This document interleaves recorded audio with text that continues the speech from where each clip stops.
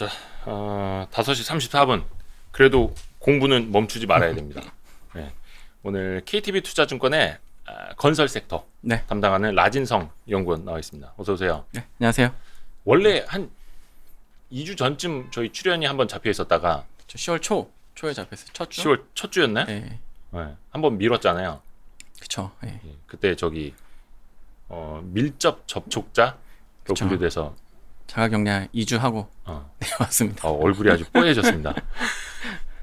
아니 우리 건설주에 관심 가지시는 분들이 많거든요. 왜냐하면 또 이제 대선 앞두고 있고 정책적으로 건설은 수혜를 볼 수밖에 없을 것이다 라는데 거의 이견이 없었는데 그쵸. 네. 최근에 또 건설주까지도 같이 안 좋아져가지고 그 이야기를 좀 오늘 이야기를 네, 해볼게요. 사실 이제 각 후보들의 정책 비교하면서 이제 얘기를 하면 좋긴 한데 또 이게 오픈된 자리니까 또 네. 특정 후보에 대해서 또 언급을 하면 네. 좀 정치적으로 문제가 될 수 있어서 해도 되잖아요. 근데 이제 통틀어서 아직 어쨌든 대선 후보 확정된 게 아니니까 확정이 되면 대선 후보들의 조금 더 정제돼서 부동산 정책들이 좀 나올 거고요. 그냥 큰 틀에서 야당과 여당으로 나눠서 오늘 좀 가볍게 얘기하는 게 좋을 것 같아요. 누가 될 가능성이 높아서 이 정책을 봐야 된다 이렇게 얘기하면 좀 네. 아직은 이제 선거 기간이니까 네. 그냥 여당과 야당을 크게 구분해서 좀 보면 일단은 누구나 다 알고 있겠지만 야당은 무조건 부동산 규제 완화, 예. 그다음에 주택 공급 확대를 이제 얘기를 할 거고 주요 유력 후보들도 그 틀 안에서 부동산 정책을 좀 발표를 하고 있는 상황이고요. 당연히 건설업종한테는 긍정적인 메시지가 될 수 있을 거고 반면에 이제 여당 같은 경우는 사실 이제 정부의 기조도 있고 그다음에 이제 당의 어떤 정책적인 그 흐름도 있기 때문에 여기서 야당하고 같이 발을 맞춰서 이제 부동산 규제를 완화하고 공급을 확대하겠다 이런 논조로 가기 조금 부담스럽긴 해요 아직은. 그래서 지금 여당의 주력 후보들이 얘기하는 거를 보면 일단 공급은 확대하는 거는 동일한 기조로 가는 건데 그거는 여든 야든. 그쵸. 네. 근데 이제 야는 조금 더 이제 민간 공급 확대하는 쪽에 가깝고 네. 여는 공공이 주도하는 그쪽에 공급 확대를 좀 얘기를 하고 있어요. 네. 그다음에 부동산 규제 관련해서는 사실 이제 규제를 완화하는 정책을 발표하기엔 조금 이른감이 있습니다. 이른감이 있고 정부의 어떤 기조도 있고 현재 시장의 어떤 지지층들의 어떤 그런 이해관계가 충돌하기 때문에 규제를 더 강화하는 정책을 발표하기는 그러니까 그 규제를 더 완화하는 정책은 발표하기는 어렵지만 규제를 여기서 더 강하게 하기에도 굉장히 부담스럽다. 그래서 현재 정도 수준의 그 부동산 규제는 기조가 좀 이어질 것 같고요. 다만 이제 각 당에 한 명씩 대선 후보가 선출이 되고 난 이후에 지지율의 흐름, 그다음에 그 시점의 어떤 부동산의 흐름 이런 거에 따라서 아마 조금 이제 정제된 그 부동산 정책들이 좀 더 디테일하게 나오지 않을까 이렇게 보고 있고요. 그래서 이제 그 정도 흐름에서 지금은 보는 게 맞는 것 같습니다. 김예미님이 채팅창에서 DLENC 째려보고 있었다고 말씀해 주셨는데 네. 아마 조금 있다가 DLENC도 이야기할 기회가 아마 있을 겁니다. 우선은 최근에 그 주택 시장, 네. 부동산 시장 잠깐만 좀 짚어보면 좋겠는 게 정부가 요즘에 그 대출 규제 장난 아니게 옥죄고 있잖아요. 맞습니다. 네. 각 그 금융 업권별로 한 번씩 다 이제 한번 불러 모았고 거의 이제 빠따 때리기 직전까지 갔고 10월 중에 가계부채 종합대책 내놓는다 하더라고요. 네. 뭔가 더 강력한 규제가 나오지 않을까라고들 생각 혹은 우려를 하고 있고 조금 부동산 시장에 어떤 영향이 있겠습니까? 집값에? 근데 이제 어떤 정책이 나오냐를 좀 더 살펴봐야겠지만 네. 사실 지금까지도 굉장히 많은 부분의 제약들이 있거든요. 예를 들어 대출 규제, 그다음에 여러 가지 규제들이 굉장히 많게 지금 작용이 되고 있는데 그럼에도 불구하고 사실 집값이 잡힌 건 아니거든요. 그렇죠. 이미 15억 이상 되는 아파트 살려면 대출이 안 나오고 다 현금으로 사야 되는. 10억 이하 서울에 집 찾아보기 만만치 않은 상황이거든요. 네. 그러다 보니까 사실은 지금은 대출을 규제한다고 해서 집값이 오르거나 내리거나 요렇게 판단하기에는 너무나 그동안에 많은 규제들이 중첩이 되어져 있고 이미 작용을 많이 하고 있다. 네. 그래서 사실 제가 보는 주택시장의 뷰는 지금같이 유동성이 굉장히 풀려 있고 네. 그다음에 수요가 굉장히 강한 시장에서는 사실은 이 수요의 강도가 굉장히 중요하고 또 하나는 입주 물량 우리가 이제 공급이 얼마만큼 풀렸느냐를 얘기할 때 사실 분양을 많이 얘기하지만 결국엔 입주 물량이 굉장히 중요하거든요. 네. 분양이라는 거는 사실은 이제 최소 2년 반 뒤에 입주할 수 있는 물량이기 때문에 가공급의 개념이고 실질적으로 현 시점에서 공급은 입주 물량이라고 보시면 되거든요. 네. 그럼 이제 하나씩 짚어보면 수요의 강도는 어떠냐 지금 이건 제가 굳이 설명드리지 않아도 우리들이 너무나 잘 알고 있죠. 네, 너무나 높은 수준의 수요의 강도가 보이고 있고 네. 이걸 대변해주는 지표는 미분양이죠. 미분양 보시면 지금 역사적으로 가장 최저점에 와 있고 우리가 가장 악성 미분양이라고 부르는 중공업 미분양. 네. 우리가 왜냐하면 우리나라는 대부분 선분양 위주이기 때문에 그렇죠. 준공이 되고 나서도 분양이 안 됐다는 거는 굉장히 안 좋은 형태의 그 미분양이거든요. 네, 네. 근데 준공 미분양도 진짜로 역사적으로 가장 낮은 수준에 와 있어요. 준공 후 미분양도 네. 그렇고 미분양 전체도 전체도 그렇고. 역사적으로 최소. 최저점. 와. 네, 최소. 그러니까 사실은 웬만한 그러니까 우리가 살 수 있는 수준의 그 퀄리티를 가지고 있는 집들 다 팔려 나갔다고 보는 거예요. 그러니까 거기에 잡혀져 있는 거는 뭐 10평, 아니 10평 언더 이런 것도 다 잡혀지니까 사실은 어느 정도 실수요 개념으로 살 수 있는 집들은 이미 다 팔려 나갔다. 그러니까 분양하는 족족 다 청약이 완판되는 거죠. 그러니까 수요의 강도는 너무나도 강하게 지금 작용을 시장에 하고 있고 또 하나는 입주 물량도 사실은 최근에 2018년도를 바닥으로 해서 19, 20 그리고 올해까지도 분양이 이제 안정적으로 이제 올라오곤 있지만 주택 신규 분양이 실질적으로 입주 물량이 증가 추세로 바뀌는 거는 2023년 정도 돼야 좀 의미 있게 입주 물량이 좀 올라올 걸로 보고 있어요. 2023년 네. 정도는 돼야. 그렇게 보면 사실 지금 집값이 과도한 조정을 받는다? 지표상으로 해석해보면 사실 쉽게 이해하기 좀 어렵고 네. 결국에는 이제 사실 근데 부동산 시장이라는 거는 이런 과거의 통계 그리고 현 시점의 통계 그리고 미래에 예측되는 통계만으로 움직이는 건 아니고 네. 뭐 굉장히 여러 가지 정부의 정책들 그다음에 시장 참여자들의 심리 그다음에 글로벌 경제 흐름 이런 것들이 다 복합적으로 작용을 하기 때문에 사실 뭐 부동산 시장의 가격을 전망하는 건 굉장히 어렵지만 우리가 예측 근거를 대볼 수 있는 지표들을 가지고 분석을 해보면 아직은 과도한 조정을 기대하기에는 조금 더 많은 어떤 지표의 변화들이 좀 필요하다라고 좀 생각을 하고 있고요. 그렇죠. 뭐 김현미 장관도 이야기했듯이 뭐 붕어빵처럼 집을 바로 찍어낼 수 있는 게 아니니까. 근데 이게 우리가 과거로 거슬러 올라갈 수 있는 거는 아니고 계속해서 수요의 강도는 강하고 오죽하면 뭐 빌라 가격도 많이 오르고 빌라까지도 이제 그 증여 네. 하는 것도 굉장히 좀 맞습니다. 많이 늘고 있다고 하더라고요. 그러면 이 수요의 강도를 그러니까 공급은 이제 정부 한다고 했고 다만 시간이 오래 걸릴 뿐이고 그 시장이 믿느냐 안 믿느냐는 또 이제 추후의 일이고 그러면 이게 수요라도 잡아야 되겠다 싶어서 대출을 뭐 금리 조이는 올리고 거죠. 대출 네. 조이고 하는 건데 네. 그게 예를 들어서 대출 양적인 규제 각종 비율을 통해서 그리고 기준금리를 올리고 이게 두 가지가 같이 오면 네. 그래도 뭐가 좀 영향이 있지는 않을까. 기준금리 올리는 거는 사실 지금 기준금리 올리는 큰 영향이 없어요. 왜냐면 대출을 안 해주는데. 그러니까 기준금리를 인해서 영향을 받는다라는 거는 내가 대출을 받을 때 네. 금리가 높기 때문에 이제 그거에 대한 영향을 받아서 수요가 줄어드는 그런 형태의 논리를 이제 피는 건데 이미 15억 이상에서는 대출 제로. 그다음에 이제 뭐 9억 언더에서는 뭐 40%, 네. 뭐 9억에서 15억에서는 뭐 몇 프로 이렇게 대출 비중이 굉장히 낮기 때문에 네. 사실은 여기서 금리를 올린다고 해서 그리고 그게 이미 어제 오늘 일이 아니고 굉장히 오래된 일이잖아요. 네. 그 대출 규제를 한 게. 그렇기 때문에 이미 시장에 참여했고 앞으로 참여할 시장 참여자들은 이미 금리의 민감도 굉장히 낮아요. 네. 그렇기 때문에 사실 여기서 기준금리를 뭐 한 번, 두 번 더 올린다고 해서 주택 가격이 빠질 거냐? 설사 올려서 빠진다 하더라도 그게 굉장히 임팩트 있는 이슈는 아니라는 거죠. 다른 이유가 분명히 복합적으로 작용을 했을 거고 그렇기 때문에 단순히 금리를 올리는 게 현재 상황에서 그 어떤 가격에 영향을 미치기엔 굉장히 좀 높진 않다라고 판단되고 그다음에 대출 규제도 사실 뭐 이미 어느 정도 하고 있기 때문에 여기서 네. 더 한다는 게 실수요자 입장에 굉장히 고통스럽죠. 그러니까 이제 뭐 예를 들어 집을 계약해야 되거나 뭐 전세 계약을 해야 되거나 이런데 이제 그거 다 어느 정도 대출 높진 않지만 비중이 다 생각을 해서 네. 그 절차를 진행하는 거고 이게 뭐 당장 오늘 계약합시다 해서 은행하고 얘기해서 당장 오늘 대출이 나오는 게 아니잖아요. 네. 그러니까 이게 여러 어떤 일련의 스케줄이 필요한 건데 그걸 갑자기 이제 막으니까 사실은 실수요자 입장에서 굉장히 쉽진 않은 상황인 거고 요즘 뭐 현장 곳곳에서 난리라 그러더라고요. 그래서 그러면 이게 그러면 가격이 빠질 거냐? 어떤 논리로 가격이 빠지는 거죠?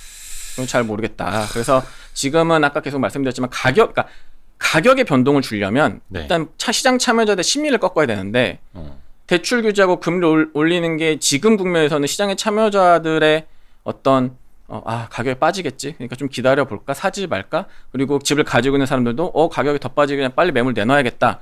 이렇게 작용을 하는 게 아니고 내가 점점 집을 살 수 있는 수단이 줄어드네. 어떡하지? 조바심을 더욱 더 가파르게 만든다는 거죠. 그러니까 이게 정책을 펼칠 때 잘 생각해 봐야 되는 게 지금 시장 국면이 어떤 국면이냐를 판단하고 거기에 걸맞는 정책을 내야 되는데 1차원적으로 생각을 하는 거 너무 좀 과격하게 얘기하나? 그러니까 그냥 누구나 생각 금리 올라가고 대출 막으면 집 못 사겠지? 그럼 집값 빠지겠지? 이렇게 생각한다는 거죠. 그게 맞는 국면이 있겠지만 지금 국면은 사실은 그렇진 않다는 거죠, 사실. 그게 조금 안타까운 부분이고요. 이게 무슨 뭐 무궁화 꽃이 피었습니다 같다는 느낌이 지금 불현듯 들었는데 시간은 째깍째깍 떨어지고 있고 사람들은 빨리 저 선까지 넘어가야 될 거야. 그게 이제 집 마련이고 그러다 보니까 더 막 조바심 내게 되고 또 흔들리고 그러다가 잠깐 움직였는데 정부가 대출 규제라는 총을 쏴버리면 이거 너무 스폰가? 무서워요. 아니 왜냐면 요즘 곳곳에서 그래서 정부가 이제 집값 잡겠다고 이른바 대출 규제 세게 하니까 곳곳에서 실수요자들이 지금 되게 고통스럽죠. 난감한 상황을 맞이하고 있는 거잖아요. 그래서 분양가 대비로 지금 대출 규제를 해버리니까 시세 대비로 이제 사람들은 대출을 받아서 중도금이나 잔금까지 다 신규 분양 말씀하시는 거죠? 네. 예. 그렇게 해서 이제 집에 들어가려고 했었는데 갑자기 이거 분양가 대비로 우리는 대출을 규제할 겁니다. 이렇게 나와버리니까 괜히 이제 M1 실수요자들이 그러니까 이게 불똥 이제 받는 것 같아가지고 잘 봐야 되는 거죠. 그러니까 이제 미국은 그런 논리가 통할 수 있어요. 그래서 저는 미국 시장도 미국 주택시장 굉장히 주의 깊게 보는데 예. 미국은 뭐 많으면 뭐 80%에서 100%까지도 대출해 준단 말이죠. 집에 대해서. 네. 30년 장기로 이제 가져가는 거고. 그러다 보니까 미국은 금리 인상에 굉장히 민감할 수 있죠. 왜냐하면 대출 기본적으로 그냥 미국에서는 집을 사는 게 대출로 사는 건데, 그러니까 뭐 현금 부자들 말고 우리나라도 똑같지만 그냥 이제 일반적인 상황에서는 이제 대출을 통해서 집을 사는 건데 거기 같은 경우는 이제 금리에 굉장히 민감한 거죠. 그러니까 모기지 금리가 움직인다. 미국의 30년 모기지 금리가 어떻게 움직이느냐가 사실 미국 주택시장의 흐름 그리고 미국 주택시장의 가격 이런 데는 어느 정도 의미 있게 영향을 줄 수 있어요. 분명히. 네. 왜냐하면 아까도 말씀드렸지만 금리라는 거는 그러니까 여러 가지 그 시장 참여자들의 그 생각을 바꿔줘야 되는 거거든요. 정책이라는 거는. 네. 근데 금리가 오른다? 그러면 이제 미국 같은 경우도 이미 집을 사고 있는 사람들은 고정금리로 막아놨기 때문에 큰 영향이 없어요. 대출이 움직여도 금리가. 근데 금리가 상승되면 수요가 주는 거잖아요. 그 시장은 미국 시장 완벽히 수요가 줄어요. 네. 살 수 있는 사람들 수요가. 그러니까 거기는 굉장히 크리티컬한 이슈가 될 수가 있고 그래서 30년 모기지 금리의 변동성이 굉장히 중요한 지표예요. 주택시장을 분석할 때 이미 지금 이제 주택시장이 조금씩 꿈틀꿈틀 하고 있고 30년 모기지 금리가 네. 그러다 보니까 이제 미국에서도 이제 뭐 수요의 강도가 조금씩 줄어든다라는 분석들도 나오고 있고 근데 이제 우리나라 좀 다르다는 거죠. 그게 이제 결국에는 글로벌 자산 시장의 버블이 꺼지면서 우리나라 주택 시장 같이 꺼지는데 그때 마침 또 금리가 올렸어요. 기준금리를. 그러면 이제 또 정부에서는 그걸 근거로 될 수 있겠지만 애초에 접근이 다르다는 거죠. 그 부분을 좀 명확히 파악을 하면 좋을 것 같은데 조금 안타까운 부분입니다, 사실은. 뭐 대출 규제를 뭐 해야 한다는 뭐 논리에도 분명히 좀 수긍이 가는 부분이 있습니다만 또 이게 현금 부자들한테만 또 기회가 그렇죠. 네. 그러니까 될 사실 수도 지금 있어가지고. 시장은 집이 있는 사람, 없는 사람, 살 사람, 팔 사람 모두가 다 약간 힘든 국면이에요. 어떤 정책을 펼쳤으면 그 누군가는 분명히 좋아야 되거든요. 예를 들면 정부가 뭐 지금 정부의 명목은 실수요자들을 위한 부동산 규제를 펼치고 있는 거잖아요. 네. 근데 근데 실수요자도 힘드니까. 지금 뭐 누가 사실 다 고통스러운 상황이니까 이런 상황이라면 사실 한번 좀 정책의 방향성에 대해서 고민을 좀 해봐야 되거든요.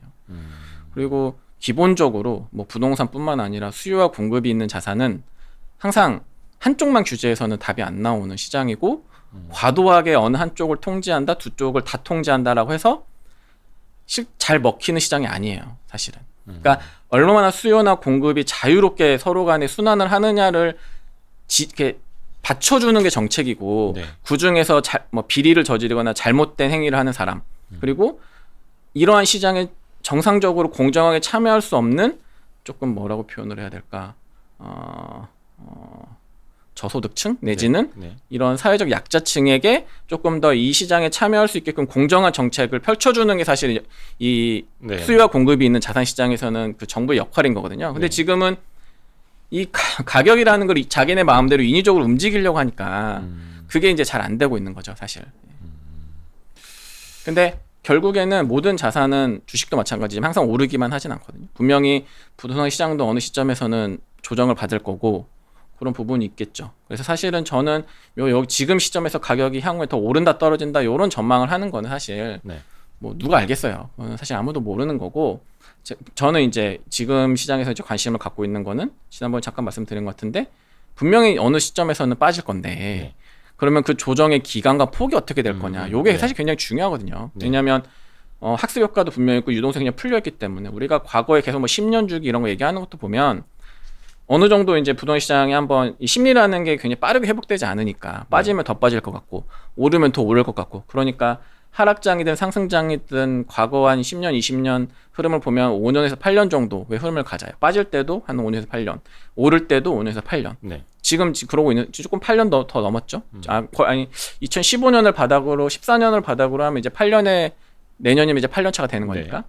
그러면 이제 과연 그 다음에서 혹시라도 이제 조정이 오게 되면 요 폭과 기간이 어떻게 될 거냐. 이제 요런 거에 조금 더 관심이 있고 그래서 집을 가지고 있는 사람들은 그거에 대해서 이제 전망을 하고 포지션을 취해야 되는 거고 집이 없으신 분들도 사실은 이제 무주택자 하면 사실 큰 고민이 안 되는 거고 뭐 예를 들어 1주택자 이상이라면 이 부분에 대해서 이제 전망을 하고 포지션을 취해야 되는 거죠, 사실. 또 이제 중요한 게 또 투자자 입장에서 보면은 그 건설주에 대해서는 이야기가 언제부터였더라? 올해 한 초부터는 계속 긍정적으로 나왔었어요. 주가도 좋았죠. 올해 예, 상반기에는. 주가도 네. 상반기에는 좋았고 그런데 최근 들어서 좀 건설주들이 좀 안 좋은 흐름. 물론 이제 시장도 안 좋기는 했습니다만 그 영향도 분명히 있겠죠. 근데 이제 주택 공급은 늘린다는데 네. 건설주는 빠지고 있단 말이죠. 물론 요인은 여러 가지가 있겠습니다만 이유를 정리하자면 어떤 게 있을까요? 잘 모르겠어요. 아니 잘 모른다 그러면 어떻게 해요, 베스트 애널리스트가. 사실은 이제 결국에는 이제 빠지니까 이제 왜 그 이유를 찾는 것 같아요. 예를 예를 들면 들면 갖다 붙이는 걸 수도 예, 있고. 뭐 건설업종 저희가 볼 때 사실 부정적인 요인 찾기가 어려울 정도로 굉장히 지금 시장 전망 좋고 뭐 실적도 뭐 물론 이제 뭐 회사들마다 좀 차이가 있겠지만 우리가 방향성을 보면 네. 상반기보다 하반기가 더 좋을 거고 올해보다 내년에 더 좋을 거란 말이죠. 그리고 이제 누구나 다 대선 국면 같은 경우는 사실은 이제 건설업종에 뭐 긍정적인 모멘텀 작용할 거라 생각하고 네. 있고, 그러니까 실적이라든지 기본적인 펀더멘탈 우수하고 심지어 재무 구조도 굉장히 튼튼하거든요. 지금까지 제가 본 이래로 가장 튼튼한 상황이에요. 재무 구조도. 거기에 그다음에 대선이라는 굉장히 메가 이벤트까지를 앞두고 있음에도 불구하고 지금 이렇게 이제 생각보다 큰 조정을 받는다는 거는 사실 조금 이해하기 좀 어려운데 뭐 굳이 찾아보자면 일단은 상대적으로 덜 조정을 받았다. 그동안 이런 전망들이 뒷받침이 되면서 네. 다른 업종이 조정받는 폭에 비하면 그동안 좀 덜 조정받았던 게 좀 최근에 이제 이런 시장 상황과 맞물려서 조금 더 차익 실현이 강하게 나왔다라고 좀 생각해 볼 수가 있겠고, 이게 이제 또 이제 빠지려고 하다 보니까 여러 가지 이제 이슈를 좀 만들게 되는데 첫 번째 이제 헝다 이슈도 많이 말씀하시더라고요. 근데 부동산 디벨로퍼니까. 근데 사실은 헝다 이슈는 국내 건설업종에게는 큰 영향을 미치지 않는다고 개인적으로 판단하고 있고요. 거의 상관이 거의 없죠. 없고 이제 그게 사실은 이제 국내 부동산 시장, 그러니까 국내 건설사가 아니고 국내 부동산 시장에 영향을 미치지 않을까라는 우려가 사실은 조금 더 크게 작용했다라고 생각을 하는데, 왜냐하면 아까도 말씀드렸지만 우리나라 건설사들의 부채 건전성 굉장히 좋아요. 지금 거의 대부분 수년금이고, 그러니까 재무적으로 이슈가 생길 가능성은 없고 결국에는 이제 시장의 영향을, 부동산 시장이 좀 영향을 받지 않을까, 이제 이런 우려였는데 아까 잠깐 저희가 초반에 말씀드렸지만 현 시점에서 가계 부채가 터지지 않는 이상 네. 국내 부동산 시장이 단기에 급격한 조정을 받기에는 좀 만만치 않은 시장이다라는 거고, 그래서 그 이슈는 좀 헝다 이슈는 큰 영향을 미치지 않는 것 같다 생각하고 있고, 두 번째는 여당이 당선될 가능성이 좀 높다, 이런 우려도 좀 최근에 좀 하시는 것 같아요. 그러니까 저도 그거 여쭤보려고 했는데 뭐 공급 늘리는 것까지는 오케이. 근데 민간 개발사들의 이익을 보장하지 않고 민간 개발사들이 이익보다는 공공의 이익을 이제 우선시하는 방향으로 가면 어찌됐든 간에 상장돼 있는 민간 건설사들한테는 그쵸. 좋을 일은 네. 제한되는 거잖아요. 그래서 왠지 여당이 될 가능성도 있어 보이는데 거기에 이제 대장동 이슈가 터지면서 말씀하신 것처럼 이제 개발 사업에 대한 그 우려를 좀, 예, 좀 여론도 이제, 안 좋아질 네, 거고 그러면. 그런 상황이 좀 생기다 보니 네. 이거 쉽지 않은 거 아니야? 이제 이런 좀 우려가 좀 작용을 하고 있는 것 같아요. 네. 근데 저희가 이제 정책을 볼 때 조금 구분해서 봐야 되는 게 뭐냐면 공급을 늘린다. 공급을 확대하겠다라는 얘기를 하잖아요. 양쪽에서 똑같이. 근데 잘 생각해 보시면 공공의 개념에서 공급을 늘린다는 건 공급이 늘어나는 게 아니에요. 왜냐하면 공공의 개념으로 공급을 늘리는 건 공급이 늘어나는 게 아니다? 네. 왜냐하면 무슨 말일까요? 공공에서 공급 늘리겠다라는 거는 정부가 소유하고 있는 토지에서 공급을 늘리겠다는 얘기인 거거든요. 네. 근데 그거는 정부가 이제 할 수 있죠. 공급을 늘릴 수 있죠. 근데 지금 얘기하는 것처럼 뭐 몇십만 세대를 뭐 하겠다 이렇게 얘기한다는 거는 예. 정부가 소유하고 있는 땅만으로 공급을 할 수가 없어요. 그럼 기본적으로 민간이 소유한 땅을 네. 매입해서 늘린다라는 거죠. 네. 그러면은 그게 뭐 예를 들어 하루아침에 될 거냐? 그 만만치 않은 거죠. 그 이미 일일이 다 토지 소유주들하고 합의를 해야 되지. 그렇죠. 그러면은 그 가격에 대해서 또 합의 시점을 찾아서 매입해야 되고 여러 가지 이슈들이 굉장히 복잡하고 단기간에 이루어지지 않기 때문에 사실 정부가 그러니까 공공의 개념으로 공급을 확대하겠다라는 거는 우리가 생각하는 공급이 많이 늘어나겠구나라는 개념과 조금 다른 개념이에요. 그러면 그 공급이 늘어나겠다라는 거에 대한 의미는 사실 규제 완화라고 봐야 돼요. 그러니까 이런 거죠. 예를 들어 정부가 민간 건설 야 너네 여기다가 몇 세대 지어, 너네 올해 몇만 세대 지어 이렇게 얘기할 수 없잖아요. 네. 그럼 이거는 다르게 어떻게 해석하냐면 규제 완화해 주는 면 그럼 알아서 민간이 공급을 하거든요. 시장이 좋아지면 하지 말라고 해도 알아서 해요. 그렇죠. 그러니까 우리가 생각하는 공급이 늘어나겠구나, 공급이 앞으로 잘 되겠구나라는 거는 규제의 강도가 어떻게 흘러가느냐 그냥 일단 중요해요. 그러니까 이제 우리가 대선 후보들이 정책 발표를 할 때 우리는 공공의 기준으로 공급을 늘리겠습니다. 요거는 공급이 늘어나는 게 아니다. 일단 첫 번째. 두 번째는 규제에 대해서 얘기할 거잖아요. 네. 정책에 대해서, 규제 완화에 대한 부분에 대해서. 그래서 요 부분이 어떤 논조로 나오느냐를 잘 봐야 되는 거죠. 그러니까 첫 번째는 기본적으로 뭐 지금 시장이 딱 그렇지만 정부의 정책의 방향성, 기조와는 상관없이 시장이 굉장히 좋으니까 건설사들 열심히 분양하고 있어요. 네. 근데 왜 생각보다 상반기에 분양이 잘 안 됐거든요. 그러니까 지금 대형사들이 올해 타겟으로 했던 게 물론 시장이 좋으니까 타겟 자체가 높았긴 했지만 목표 대비 달성률이 50%도 안 돼요. 3분기 누적으로 봐도. 분양이요? 아니면 분양이. 분양 자체가? 네. 왜 그러냐면 시장이 너무 좋으니까. 예. 근데 허그는 고분양가로 막아놓고 있고 민간 이제 분양가 상한제를 막아놓고 이러니까 이제 조합원이나 시행사 입장에서는 이 가격으로는 도저히 분양 못하겠다는 거죠. 그러니까 예정된 일정보다 조금 딜레이가 되는 거죠. 나중에 하고 말지. 네, 기다려보지. 차라리 좀 기다렸다가 예. 더 높은 가격에 분양 받겠다. 아니면 아예 그냥 후분양으로 돌려서 그렇죠. 높은 가격을 받겠다. 이제 이런 상황이다 보니까 우리가 생각하는 공급이라는 그 숫자에 대한 개념을 좀 잘 판단해 봐야 돼요. 그래서 이제 이게 만약에 미분양이 굉장히 많고 시장이 안 좋은 상황에서 분양이 딜레이되고 지연된다라는 굉장히 안 좋은 이슈지만 지금 시점에서 약간 좀 목표 대비 분양이 좀 슬로우한 상황 이런 것들은 또 그렇게 크게 뭐 부정적으로 꼭 볼만한 이슈는 물론 이제 이어로 이제 늘어나는 게 중요하긴 한데 네. 그게 이제 약간 좀 슬로우하는 이유가 어떤 거냐를 봐야 되는 거예요. 이거 시장이 너무 좋다 보니까 네. 계속 그 분양가를 높여서 분양을 하고 싶어하는 심리가 이제 시장 참여자와 시행사들한테 작용을 하는 거죠. 그래서 그런 부분들이 있기 때문에 조금은 이제 딜레이가 되지만 전반적으로 연간으로 봤을 때는 작년보다 좀 늘어나지 않을까 이렇게는 보고는 있어요. 지금 10월 달에도 분양이 굉장히 많이 예정되어 있고 11월, 12월에도 분양이 예정이 돼 있기 때문에 그래서 그런 건 좀 잘 구분해서 봐야 된다. 그러니까 분양가를 조금 이제 눌러서 좀 싸게 공급하려고 했던 정부의 정책과 그 계산이 결국은 분양을 더 미루게 됐고 그쵸. 미루는 그러니까 사이에 주변 시세는 올라가니까 또 주변 시세에 맞추다 보면 또 이제 분양가 또 올라가는 거고. 그러니까 그러면 정부는 공급을 늘리겠다고 하는 건데 공급이 또 안 되는 공급은 안 거죠. 되고. 네. 그러니까 이제 이런 것들이 좀 복합적으로 작용하고 있는 시장이고 근데 또 그러면 이제 주구장창 이제 분양을 못 할 거냐라고 하면 특히 지금 가장 분양이 좀 딜레이되는 게 이제 도시정비 사업들이거든요. 네. 조합원들이 예. 이제 그러니까 그런 경우에는 이미 이제 분양가 산정이 들어갔다는 얘기는 금융 비용이 누적이 되기 시작했다라는 의미거예요. 그래서 뭐 1년, 2년 이렇게 늘릴 수는 없고 예. 네, 이제 적당한 때를 기다리고 있는 거고 지금 이제 최근에 하도 이제 그 이슈가 많으니까 국토부나 허그에서 분양가 산정 기준을 좀 완화하고 있잖아요. 네. 그래서 뭐 일부 잔지에서는 주변에 이제 준공이 될 때를 좀 기다려서 그게 준공이 되면 어쨌든 주변의 시세에 맞춰서 이제 분양가 산정을 다시 하니까 그때를 좀 기다리는 데도 있고 주변에 뭐 준공될 만한 단지가 없다. 이제 이런 경우에는 뭐 일단 조합원 물량부터 먼저 분양하고 네.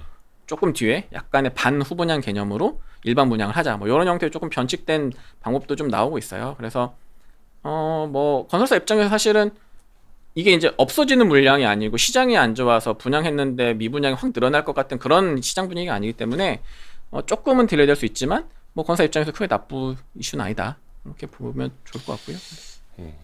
한 15년 전쯤이었나? 그때 제가 이제 뉴스 앵커 할 때 기억에 남는 게 그 당시에 화제가 됐던 게 분양가가 서울에서 처음으로 평당 2천만 원 분양가를 기록을 했다. 네. 이거를 정부가 과연 가만 놔둬야 되는 거냐? 이거 허가하지 말아야 되는 거냐? 막 이런 논란이 그 당시에 되게 많았었거든요. 근데 그때 평당 2천만 원 넘는 분양가들 다 분양 못하게 해봤었어 봐. 그 생각 우리가 과거로 돌아가서 해보면 역시 흐르는 물은 흐르게 둬야 되는 거 그럼요. 아닌가라는 네. 생각도 들고 어렵습니다. 그래서 오히려 다들 정권 초기에 재건축 재개발 확 풀어줬으면 오히려 당장은 집값이 올랐겠지만 예, 좀 안정화됐을 수 있는데 이제 지금 와서 막 그걸 해보려고 하니까 네, 더 이제 두려운 꼬여버리는 거죠. 거죠. 예. 꼬여버리고 그래서 결국은 이제 뭐 새로운 정부가 탄생할 때까지 막 이렇게 관망하자라는 심리가 또 있는 것 같기도 하고 건설주들이 오늘도 많이 급락을 했더라고요. 맞아요. 예. 그냥 시장의 가치 그냥 그런 것도 아까 이제 말씀드린 것처럼 이제 그런 어떤 좀 상대적으로 덜 빠졌던 거에 대한 차익 실현 욕구가 좀 강하게 나왔고 아까 그런 뭐 헝다라든지 뭐 대장동 이슈들 이 한꺼번에 그냥 다 반영된 시장이지 않나. 그리고 이제 분양도 생각만큼 이제 속도가 올라오지 못하고 있는 부분도 좀 있는 것 같고요. 그다음에 이제 뭐 실적도 사실은 이제 상반기 때 주가가 좋았다가 좀 2분기 지나면서 주가가 조금씩 흘러내렸던 가장 큰 이유 중에 하나는 앞에 말씀드렸던 이유도 있고 또 하나는 이제 실적이 저희가 이제 2018년도부터 그 분양이 바닥짓고 19년, 20년 이렇게 좀 올라왔단 말이에요. 네. 주택 공급이. 그리고 올해도 이제 어쨌든 작년보다 더 늘어나는 주택 공급을 예상을 하고 있고 그러면 사실 올해 1분기부터 실적이 좀 많이 돌았어야 돼요. 좋아졌어야 되는데 여전히 코로나 이슈가 좀 발목을 잡고 있고 특히나 2분기에는 이제 뭐 해외 쪽에 일회성 예상치 못한 손실도 좀 나오고 있고 그러다 보니까 나쁘진 않은데 실적이 네. 우리가 기대하는 수준에 좀 못 미쳤다 상반기 실적이 그러다 보니 이제 좀 항상 주가는 성반영되잖아요. 그러니까 네. 그랬던 조금 기대감을 올라왔던 주가가 조금 이제 슬로우해졌는데 그게 이제 뭐 그래도 여전히 뭐 어쨌든 공급이 찍힌 거니까 하반기 그리고 내년으로 갈수록 실적이 좋아진다라는 건 변하지 않는 부분이니까 사실은 잘 버텼던 거죠. 물론 빠지긴 했지만 상대적으로 잘 버티고 있었던 게 이제 이런 뭐 헝다나 대장동 이슈 그다음에 뭐 대선 구도의 흐름 시장의 변화 이런 것들 좀 복합적으로 좀 최근에 좀 집중적으로 작용을 한 것 같아요. 네. 한 가지 더 여쭤보면 그러면 대선에서 여당이 뭐 재집권을 하든 야당이 이제 정권을 이제 가져가든 그렇게 되면은 건설주의 밸류에이션이 좀 달라질 수 있습니까? 애널리스트 입장에서? 밸류에이션이라는 거는 이제 그러니까 이제 우리가 밸류에이션이 달라질 수 있다라는 질문은 저 어떻게 받아들여야 잘 모르겠지만 일단 밸류를 더 받아야 되냐 덜 받아야 되냐 이런 질문을 주신다면 네. 크게 두 가지 이제 우리가 작용할 첫 번째는 이제 실적. 멀티플은 똑같은데 실적이 변동되면 밸류에이션이 그렇죠. 바뀌잖아요. 예. 근데 실적은 계속 좋아질 걸로 보인단 말이에요. 내년, 내후년까지는 최소한. 그러면 일단 실적은 우상향한다. 그러면 이 대선 때문에 바뀌는 건 멀티플이라고 생각이 돼요. 네, 멀티플. 우리가 주고 있는 멀티플이 대선으로 인해서 영향을 어떻게 받을 거냐. 만약에 여당이 된다라고 하면 우리가 줄 수 있는 기대할 수 있는 멀티플의 레벨은 낮아질 수 있죠. 초기에 당선이 되고 나서는. 근데 이제 그 이후에 이제 뭐 어떤 식으로 이제 정부가 부동산 시장에 대해서 접근을 하느냐. 그에 대해서 조금 이제 변화가 생길 수 있지만 일단 당장은 변화가 생길 수 있다고 보고 있고요. 일단 대선 후보가 확정이 됐을 때 그 후보가 정제돼서 내놓는 부동산 정책도 한번 좀 살펴볼 필요가 있어요. 지금처럼 뭐 여당의 어떤 후보가 그 결정이 돼서 나오더라도 굉장히 부정적인 부동산 정책을 펼칠까는 조금 의문이긴 하거든요. 현재 부동산 시장을 바라봤을 때. 그래서 뭐 그렇다고 뭐 굉장히 과도한 기대를 하는 건 아니지만 네. 한번 좀 정제된 부동산 정책을 좀 살펴볼 필요가 있죠. 예. 지금 일단 당장의 당내 경선도 지금 치르고 있는 상황이니까 뭐 정제되지 않은 정책들이 계속 나오고 있는데 딱 한 명으로 결정이 되고 그다음에 이제 그 공약이 최종 대선의 그 공약 네. 대통령 후보자의 공약이 발표되는 거 굉장히 정제되고 굉장히 정리를 한 상태로 이제 나올 거기 때문에 그거 정책을 좀 봐야 되죠. 네. 좋습니다. 그리고 또 이제 지금 앞에서도 그리고 또 최근에 계속 이야기되는 게 에너지 가격이잖아요. 그렇죠. 네. 국제 유가도 뭐 브렌트유는 82달러, 배럴당 82달러 넘었고 천연가스 요금 그 가격도 계속해서 최고치 올라가고 있고 뭐 석탄도 물론이고 이게 분명히 이제 건설주에게도 조금 뭔가 영향을 줄 거란 말이죠. 그렇죠. 투자 아이디어는 어떻게 가져가는 게 좋을지 해외 그 부문을 영위하는 건설사들한테 분명히 영향을 줄 수 있는 상황이고요. 근데 이제 저희 앞에 이제 나왔던 저희 그 자료를 썼던 친구들이 이제 그때도 유가 전망했지만 그때 9월 15일에 박일선 연구원 나와가지고 에너지 네네. 하고 그때 하면서 이제 뭐 수소 산업까지도 이어가는 이제 아이디어 줬었는데 아 맞다 그때 S-오일 얘기했을 때 S-오일을 샀어야 되는데 진짜 땅을 치고 있네 진짜. 그때 이제 그 전망했던 게 잘 들어맞고 있죠. 지금 이제 네, 유가가. 네. 그래서 그 기반으로 이제 저희가 이제 같이 이제 건설업종도 연관지어서 이제 자료를 쓴 건데 석유에서 수소까지 예. 원유와 수소 원유와 수소 사이에서 이제 길찾기라는 제목이었는데 예. 그래서 그때 이제 제가 왜 굳이 이런 유가 전망을 하면서 자료를 같이 썼냐면 예. 첫 번째는 일단 해외 부분을 영위하는 건설사들한테 있어서 여전히 유가는 굉장히 중요한 지표예요. 중요한 지표고 유가 전망이 어떻게 되느냐에 따라서 우리가 투자 전략을 달리 가져갈 수 있기 때문에 일단 유가 전망이 필요로 했고 우리가 이제 유가 전망을 했을 때 저희 뭐 제 생각도 그랬고 다행스럽게도 우리 담당자도 요 정도 레벨 65불에서 75불 내에서는 내년까지도 그 정도 네. 레벨에서는 충분히 유가가 버텨줄 수 있을 것 같다라는 의견을 줬었고 그래서 뭐 그거에 대한 근거는 이제 자료 앞부분에 있으니까 이제 보시면 될 것 같고요. 그래서 그게 이제 9월 15일 방송에 있습니다, 여러분. 예. 그 정도 레벨이라면 뭐 건설사들 입장에서 그러니까 아니 건설사가 아니고 이제 발주처 네. 해외 쪽 해외 쪽 프로젝트를 발주하는 발주처들이 올해 그 계획돼 있던 뭐 발주 그 계획이나 내년 내후년도 투자 계획을 크게 뭐 지연시키거나 취소할 가능성이 이제 낮다라는 생각을 하고 있고요. 그래서 하반기 이제 뭐 10월인데 10월 달부터 본격적으로 이제 수주 결과들이 좀 나올 걸로 예상이 되고 있고요. 그래서 지금 이제 해외 쪽을 영위하는 건설사들의 가장 주요한 먹거리는 전통 에너지예요. 전통 에너지. 그러니까 예를 들어 원유, 가스 이런 애들. 그러니까 이런 것들에 의한 뭐 가스 플랜트라든지 원유 플랜트는 사실 중장기적으로 봤을 때 지금처럼 탄소 중립의 어떤 흐름을 이어간다라면 신규 원유 플랜트는 조금 줄어들 가능성이 굉장히 좀 있다라고 생각하고 있어요. 하지만 가스 플랜트라든지 다운스트림, 그러니까 석유화학 플랜트, 네. 원유를 뽑아내가지고 그걸 이제 고부가치 제품을 만드는 석유화학 플랜트들은 그래도 당분간 이제 발주가 좀 계속 잘 나올 수 있을 거라고 좀 보고 있고 특히나 뭐 수소 최근에 이제 어쨌든 조금 뒤에 얘기하겠지만 네. 현 시점에 수소를 가장 잘 뽑아낼 수 있는 거는 가스라고 우리가 좀 보고 있으니까 천연가스를 이제 천연가스라고 개질하는 보고 거죠. 있으니까. 뜨겁게 예. 데워가지고. 예. 그래서 그런 이제 플랜트들은 좀 발주 가능성이 좀 높다라고 보고 있고 개인적으로는 뭐 우리가 전망할 때는 어쨌든 뭐 2030년, 2050년 탄소 중립 흐름으로 간다라고 보면 바로 못 바꾸거든요. 그 에너지라는 거는 한 번에. 네. 그러면 당분간 원유도 당분간은 뭐 어느 정도의 그 소비가 필요한 부분이고 그러면 이제 정동 발주처에서 신규 리파이너리를 발주하기 좀 어렵겠지만 기존에 있는 정유 공장에서 비환경적인 부분들을 좀 제거하는 우리가 이제 리뱀핑이라고 부르는데 좀 개보수 공사들 네. 나올 가능성이 좀 있고 그다음에 이제 그 가스 플랜트 같은 경우도 신규 가스 플랜트는 당연히 앞으로도 계속 나올 가능성이 높고 그다음에 기존에 있는 가스 플랜트에 네. CCUS 설비라든지 암모니아 플랜트라든지를 같이 이제 신규로 추가로 이제 그 옆에다가 짓는 그런 발주도 충분히 증가할 가능성이 높고 신규로 나오는 가스 플랜트에는 당연히 패키지로 나올 가능성이 높겠죠. 그래서 지금 상황에서 보면 어떻게 보면은 해외 쪽을 영위하는 업체들에 있어서는 전통 에너지, 미래 에너지 양쪽 다 이제 전망은 좀 나쁘지 않다. 이렇게 좀 보고 있는 상황이에요. 그 가스 플랜트 패키지로 나온다라는 말인즉슨 예, LNG 플랜트에다가 CCUS에다가 암모니아까지 통합해서 이제 나오는 발주들 이제 나올 가능성이 높죠. 수소를 뽑아내기 위해서. 그런 것들이 에너지 가격이 오르면 오를수록 조금 더 빨리 촉진될 가능성도 있는 거고.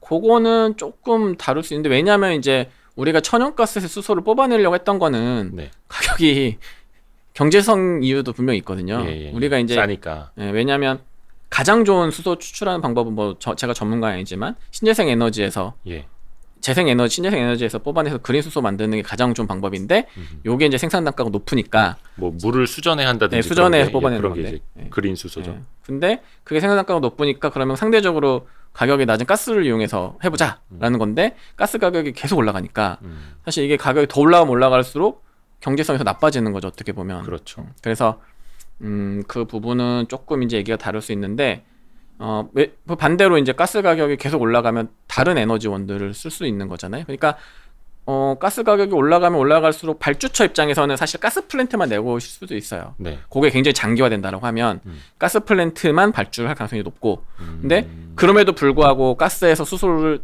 추출하겠다. 그리고 이게 일시적이고 중장기적으로는 가스 가격이 다시 내려갈 거기 때문에 여전히 가스에서 수소를 추출하는 게 좋은 방법이다. 라고 생각을 한다면 이제 패키지 발주가 나올 거고 그 부분은 뭐 건설사 입장에서만 바라보면 뭐 이렇게 되든 저렇게 되든 뭐 크게 나쁜 건 없는 거죠. 가격이 계속 올라가고 이게 중장기적으로 간다라고 하면 왜냐면 발주처 입장에서 그러니까 산유국, 그게 원유든 가스든 산유라고 표현하면 돼. 이런 에너지를 소유하고 있는 국가들 입장에서는 이 상품 가격이 그래도 좀 중요한 영향을 미쳐요. 그러니까 이 상품 가격이 어느 쪽으로 중장기적으로 이 정도 레벨에서 움직일 수 있다라고 예상을 한다면 원유도 만약에 지금 이 70불, 80불 가격이 뭐 5년, 10년 갈 것 같다. 그럼 원유 신규 발주도 분명히 나올 거거든요. 나올 거고 가스도 뭐 굉장히 좋은 거죠. 이게 지금 당장 상품 가격 좋으니까 일단 가스 플랜트 막 발주해서 하고 이게 향후에 가격 떨어지면 여기서 다시 수소 추출하면 되니까. 그러니까 발주처 입장에서는 선택할 수 있는 선택지가 많아지는 거예요. 그러니까 어떻게 보면은 해외 사업을 영위하는 국내 건설사 입장에서는 지금 같은 분위기 굉장히 좋은 분위기죠. 실제로 지금 예정되어져 있는 플랜트들, 그러니까 결과를 기다리고 있는 플랜트들도 가스 플랜트들이 많고. 어디 입찰에 참여해서? 네, 입찰에 참여해서 이제 올해 결과 나올 것들도 지금 가스 플랜트가 좀 많이 있고. 그래서 실제로 지금 이제 이 에너지 가격이 상승하는 게 뭐 수소가 좋을 거냐, 원유가 좋을 거냐, 뭐가 좋을 거냐라는 부분은 제가 정답을 말씀드리기 좀 어렵고 제가 이쪽 전문가는 아니니까. 다만 발주처 입장에서는 발주하기 굉장히 좋은 환경이다. 이걸 발주하든 저걸 발주하든. 근데 한 가지는 사실은 이제 가격이 상승하는 것도 굉장히 중요한데 이게 이제 플랜트 공정은 단기에 안 끝나거든요. 예를 들면 뭐 규모에 따라 다르겠지만 뭐 2년에서 5년 사이 좀 걸려요. 그렇죠. 그러니까 지금 가격도 중요하지만 2년에서 5년 뒤에 가격이 얼마일 거냐도 굉장히 중요하거든요. 그래서 이게 변동성이 큰 시장보다는 변동성이 낮으면서 좀 미래를 예측할 수 있는 그런 국면에서 발주가 좀 많이 나오기도 하거든요. 그러니까 단순히 가격만 좋다고 발주가 많이 나오는 건 아니고 그렇다고 그러면 에너지 상품 가격이 떨어진다고 해서 발주가 안 나오냐 이것도 아니에요. 조금 복합적이긴 한데 어쨌든 현 시점에서 우리가 놓고 본다면 발주처 입장에서 굉장히 발주 내기 좀 좋은 국면이다. 그리고 또 저도 잘 모르겠고 모르시는 분들을 위해서 그 가스 플랜트라는 게 정확히 이제 어떤 역할을 하는 플랜트인지 좀 설명 좀 해주세요. 그거는 이제 여러 가지 있겠지만 일단 기본적으로 가스를 뽑아내는 플랜트가 있을 거고, 그다음에 가스를 뭐 이송시키기 위해서 액화하는 플랜트도 있을 거고, 그다음에 그 가스를 수요처까지 운송하면 그 수요처에서 가스를 받아야 되잖아요. 그럼 터미널이 있을 거고. 그런 전반적으로 이제 업스트림부터 이제 다운스트림까지 가스를 가지고 뭔가 다른 프로젝트 뭐 생산품들을 만들어내겠다 싶으면 이제 그런 것들 이제 하는 것들이라고 보시면 될 것 같고 거기에 우리가 좀 또 하나 최근 들어서 이제 신규로 얘기해 볼 수 있는 게 이제 수소 플랜트인 거죠. 일단 수소 넘어가기 전에 LNG 자체에 대한 수요는 계속해서 늘어나고 있다 이렇게 보면 되는 거죠. 거죠. 그게 결국에는 가격 상승을 이끌어내고 있는 거고요. 그 가정 하에서 일단 이제 수소까지도 장기적으로 봐야 된다라는 건데 지난번에 이제 쓰신 자료를 보면 그래서 A도 하고 B도 하는 이런 식으로 우리가 논리를 가져가는 거잖아요. 그래서 더 좋을. 그렇죠. 아, 그쵸. 그래서 이게 이제 이 자료의 수소에 대한 얘기를 제가 건설 애널리스트임에도 불구하고 쓴 이유는 기본적으로 지금 현 시점에서 매출이나 이익을 견인하고 있는 전통 에너지 쪽에 대한 전망도 나쁘지 않고, 그렇죠. 그러면 이거는 아까 말씀드렸던 밑에다 것처럼 깔아놓고 실적에 영향을 주는 거니까 EPS에 네. 긍정적인 영향을 주는 거고 추가적으로 당장 실적을 견인하지는 않을 거지만 모멘텀적으로 굉장히 의미가 있을 수 있는 수소. 왜냐면 이건 좀 성장성을 줄수 시간이 있는. 걸리거든요. 네. 단기에 뭔가 나오는 프로젝트는 아니니까. 그래서 만약에 이제 전통 에너지 시장이 너무 안 좋아서 지금 현 시점의 매출과 이익을 견인하는 그런 프로젝트들의 전망이 나빠서 잔고가 빠지고 수주를 잘 못할 것 같다. 이러면 수소를 얘기하는 게 아무 의미가 없어요, 사실. 근데 이제 아랫돌이 빠지고 그쵸. 있으니까. 근데 이제 펀더멘털이 탄탄할 걸로 전망이 되고 있기 때문에 네. 여기에 추가적으로 알파를 줄 수 있는 모멘텀 아하. 이미 보인다. 이제 요런 전략인 거거든요, 사실은. 자, 기본적인 사업인 그 아랫돌이 탄탄한 사업 상황에서 위에다 올릴 수 있는 윗돌 그게 수소가 그쵸. 되는 거고 네. 대표적으로 어떤 기업들을 볼 수가 있는 거예요? 그러면? 지금 이제 국내 건설사들에서 이제 수소 산업을 가장 선두적으로 지금 영위하고 있는 회사는 삼성 삼성 엔지니어링하고 엔지니어링. DLENC 정도 꼽을 수 있을 것 같고요. 그래서 어떤 부분에서요? 뭐 좀 설명 좀 해주세요. 삼성 엔지니어링 아까 어떤 쪽으로 그 자료 잘하는 거죠? 네, 네. 올려주실 수 있으시죠? 그 네. 38페이지 한번 봐주시면 38페이지에 네. 이거 맞나요? 네, 맞습니다. 잘 찾았죠. 거기에 봐주시면 뭐 지금은 뭐 시장이 워낙 안 좋으니까 뭐 최근에 조금 수소에 대한 뭐 반응이 조금 미지근하긴 한데 보시면 그동안 한참 수소 쪽에서 시장에서 선호했던 그 영역들을 보면 네. 대부분이 활용단이에요. 그러니까 이제 보면은 뭐 수소차, 네. 수소 연료 전지, 예. 아니면 뭐 수소 충전소 이런 아이템들이 굉장히 시장에서 각광을 많이 받았던 거죠.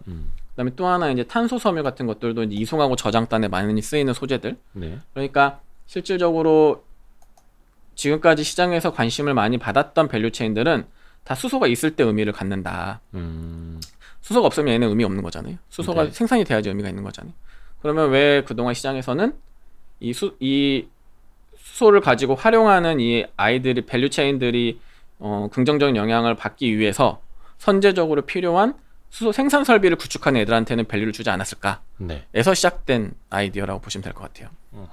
그래서 그러면 이 수소를 생산해내는 그 설비를 구축하는 애들에게도 밸류를 좀 줘보자 네. 라고 시작을 한 거. 그러면 누가 생산 설비를 구축하고 있나 라고 봤더니 이제 국내 EPC사들이 좀 준비를 하고 있는 거죠.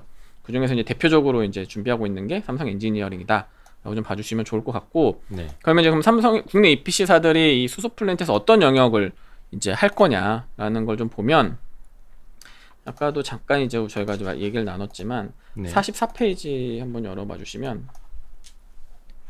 잠시만요.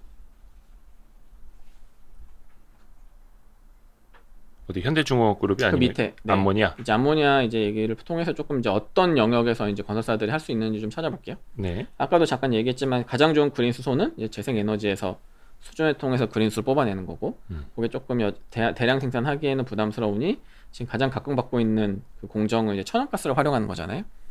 그러면 이제 천연가스에서 수소를 뽑아내는데, 요때 이제 수소를 뽑아냈을 때 생기는 이산화탄소를 이 CCUS 설비를 활용해서 이제 그 저장 포집하고 활용하는 그런 단계를 이제 거치고, 네. 그때 뽑아낸 수소가 이제 블루 수소인데, 네. 이 수소를 운송해야 되잖아요. 최종 수요처까지. 네. 그때 이제 지금 가장 각광받고 있는 게 이제 암모니아를 결합해서 운송하는 거예요. 그러면 이제 그리고 나서 이제 그게 수소와 결합된 암모니아를 이제 운송을 하고 최종 수요처까지, 그리고 나서 최종 수요처에서 다시 암모니아의 수소를 추출해서 이제 그 수소를 이제 활용하거나, 아니면 이제 암모니아 수소랑 결합된 상태로 활용하거나 이제 이런 형태인데, 네. 지금 이제 건설사들이 할 수 있는 건 이 첫 번째 천연가스 플랜트 네. 발주가 나오면 이제 요거 이제 저희가 이제 영역을 할 수 있고, 그다음에 CCUS 설비에 대해서 이제 국내 건설사들이 설비 구축하는데 그 영역에 이제 들어갈 수 있고, 그다음에 이제 수소랑 암모니아를 결합하는 플랜트 에도 설비에도 이제 영역을 좀 저희가 이제 할 수 있을 것 같고, 또 하나는 이제 이 수소랑 암모니아를 결합하는 기술은 이미 상용화가 돼서 네. 이제 쓸 수가 있는데 이 암모니아에서 수소를 추출하는 플랜트는 아직까지 상용화가 안 돼 있어요. 그건 아직 기술이 없다면서요? 네, 기술이 없어요. 그래서 이제 요게 이제 기술이 개발이 되면 이제 완전 새로운 시장이 이제 열리는 거죠. 요 플랜트도 필요하니까. 네. 그래서 요 전체 일련의 프로세스 과정을 다 이제 EPC사들이 관여해서 설비를 구축하는 그 프로세스로 진행이 된다라고 좀 봐주시면 좋을 것 같고요. 그래서 뭐 삼성 엔지니어링은 어떤 뭘 하고 있냐라고 네. 보면 39페이지 61번 차트 한번 열어봐 주시면 네. 거기 보시면 이제 현황 쪽에 보시면 이제 과거에 국내 건설사들이 굉장히 많이 했던 그 해외 쪽에 수주를 많이 했던 게 이제 EPC예요. 네. 근데 이제 최근에 조금 더 기술이 발전하고 그 능력이 좀 올라오면서 이제 피드까지 피드라는 건 이제 기본 설계단이거든요. 피드까지 최근에 좀 수주를 하고 있는 상황이죠. 근데 이제 이 수소 플랜트 같은 경우는 아직까지 이제 뭐 발주처도 그렇고 사업주도 그렇고 건설사도 그렇고 크게 이제 해본 경험이 없으니까 네. 이제 글로벌 사업주들도 EPC사들하고 같이 이제 조인트 해가지고 이 사업을 좀 진행을 해보려고 하는 거예요. 그래서 이런 뭐 이런 해외 그러니까 이런 플랜트 사업들을 많이 경험이 있는 그런 건설사들하고 좀 하려고 하고 있는 거고, 그래서 현황에 보시면 당연히 이제 EPC 수준은 이제 하는 거고, 그 앞단에 FEL이라고 되어져 있는 게 이제 프론트 엔드 로딩이라고 약간 피드랑 비슷한 개념이에요. 그러니까 이 기본 설계, 그 다음에 이제 사업성 분석 예. 이런 것들은 좀 같이 해나가는 그런 단계라고 이해하시면 그게 좋아요. 국내 건설사들이 약간 해외 건설사에 비해서 약간 좀 취약하다는. 과거에는 그랬는데 지금 이제 거의 이제 비슷한 수준까지 올라왔죠. 근데 여전히 이제 해외 선진 엔지니어링 회사들이 많이 하고 있고요. EPC는 모르시는 분들을 위해서 저 설명해 드리면은 뭐 투자를 하고 실제로 짓고 만드는 과정. 투자는 아니고 예. 이제 EPC의 E가 이제 엔지니어링인데 디테일 설계, 상세 설계. 그러니까 상세 앞에 설계. 피드는 기본 스케치 설계. 같은 개념이고, 예. 이 EPC의 E는 이제 굉장히 그러니까 배관 하나하나 다 디테일하게 설계하는 거예요. 그다음에 P는 이제 자재 조달, 구매. 조달 구매가 이제 P고, C는 이제 시공. 네, 시공. 짓는 거죠. 그래서 과거에는 EPC 중에서도 C의 포션이 많았어요. 그러니까 이제 손실을 많이 볼 수밖에 없는 구간인 거죠. 그래서 거의 용역만 하는 수준이었으니까. 그래서 CPE 피드로 올라갈수록 고부가치 개념이라고 봐주시면 되고, 이제 대신 그 수주 금액 자체는 이제 다시 피드 EPC로 갈수록 많아지는 거고. 네. 그래서 이제 그런 개념으로 봐주시면 돼요. 그래서 이제 이번 이제 수소 플랜트 관련해서는 EPC도 하고 FEL도 하고, 그다음에 그 앞단에 사전 논의 단계부터 같이 이제 시작을 한다. 그리고 다 짓고 나서 O&M 같은 경우도 내가 직접 지분 투자해서 O&M까지 하겠다. 그러니까 약간 디벨로퍼 개념에서 전체 프로세스를 다 관여하겠다라는 게 현재 계획이에요. O&M은 그 오퍼레이팅 앤 매니지먼트에서 실제로 운영 관리 보수, 관리 하면서 수수료 수익을 또 계속 받아가는, 이걸 다 한다라는 다 해보겠다. 물론 지금 삼성 엔지니어링이 수소 프로젝트 관련해서 보유하고 있는 파이프라인이 한 17개 정도 되거든요. 네. 근데 그 당연히 17개 모두가 다 이 전 영역을 다 거쳐서 하는 건 아니겠지만 어쨌든 이 전체 프로세스에서 다 기회를 보고 있다. 이렇게 이해를 해주시면 좋을 것 같고, 그래서 옆에 보시면 자료에 그 EPC 예상 금액이 110억 불이라고 돼 있잖아요. 네. 이게 이제 17개 파이프라인에서 이제 보유하고 있는 그 예상되는 EPC 금액이 110억 불이고, 실제로 삼성 엔지니어링이 좀 수주할 가능성이 높은 그런 겁니까? 뭐 가능성 높은 그 정도 예. 톤으로 뭐 얘기해 볼 수 있을 것 같고, 네. 그다음에 그 중에 한 6건 정도가 지금 FEL 단계에 들어가 있어요. 그러니까 아무래도 요거는 좀 이제 기대 가능성이 좀 높아지는 거죠. 이거는 뭐 아시아, 중동, 뭐 국내 다 합쳐서. 네네네. 네. 어느 지역에 되는 건 아직 오픈 안 돼 있어요. 근데 그렇고 아까 17건 중에 5건은 1조가 넘는 메가 프로젝트예요. 그래서 상당히 좀 시장이 열리면 좀 기대해 볼 법한 그런 상황이고, 이제 우리가 이제 어쨌든 간에 궁금한 거는 네.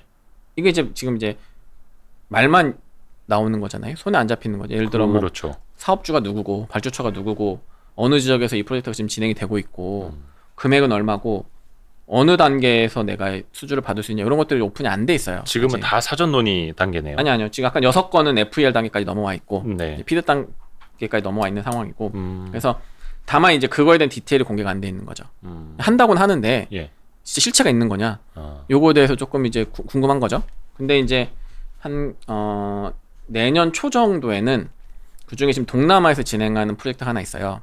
그게 아마 좀 오픈이 좀 될 수 있을 것 같아요. 자세한 내용들이 뭐 사업 발주처는 누구고 규모는 어느 정도 되고 뭐 동남아도 굉장히 다양하잖아요. 어느 국가에서 진행이 되고 뭐 내가 수주를 타겟하고 있는 공정이 뭐 어느 건지 이런 것들이 좀 내년 초 정도에는 한 개 정도 프로젝트에서 좀 오픈이 될 수 있을 것 같다라고 좀 기대가 되고 있어요. 그래서 그게 좀 오픈이 되면 조금 이제 기대해 볼 법하고요. 다만 이제 우리가 좀 대규모로 수주가 기대되는 EPC는 빨라야 그 동남아 프로젝트도 2023년에서 4년 정도 예상이 되고 네. 나머지 이제 17개가 얼마만큼 다 프로젝트로 전환될지 모르겠지만 차근차근 2024년, 2025년 이렇게 이제 진행이 될 거예요. EPC 단으로 넘어올 거예요. 네. 그래서 일단 그런 기대되는 부분들이 좀 있기 때문에 일단은 내년 초에 그 오픈이 되느냐가 좀 일단 중요하고요. 그리고 나서 실제로 이제 이 사업들이 좀 윤곽이 드러나면 충분히 이제 모멘텀을 좀 강하게 받을 수 있을 것 같다라고 좀 생각을 하고 있죠. 그때부터 이제 하나 둘씩 실체가 드러나게 되니까 그 다른 걸로도 이어지는 타임라인이 계속해서 나타나는 네, 거고. 계속 이제 한번 시작되면 계속 이어질 거고 그다음에 또 하나는 어찌 됐든 간에 탄소 중립의 길을 가야 된다면 네. 삼성그룹도 해야 되잖아요. 예.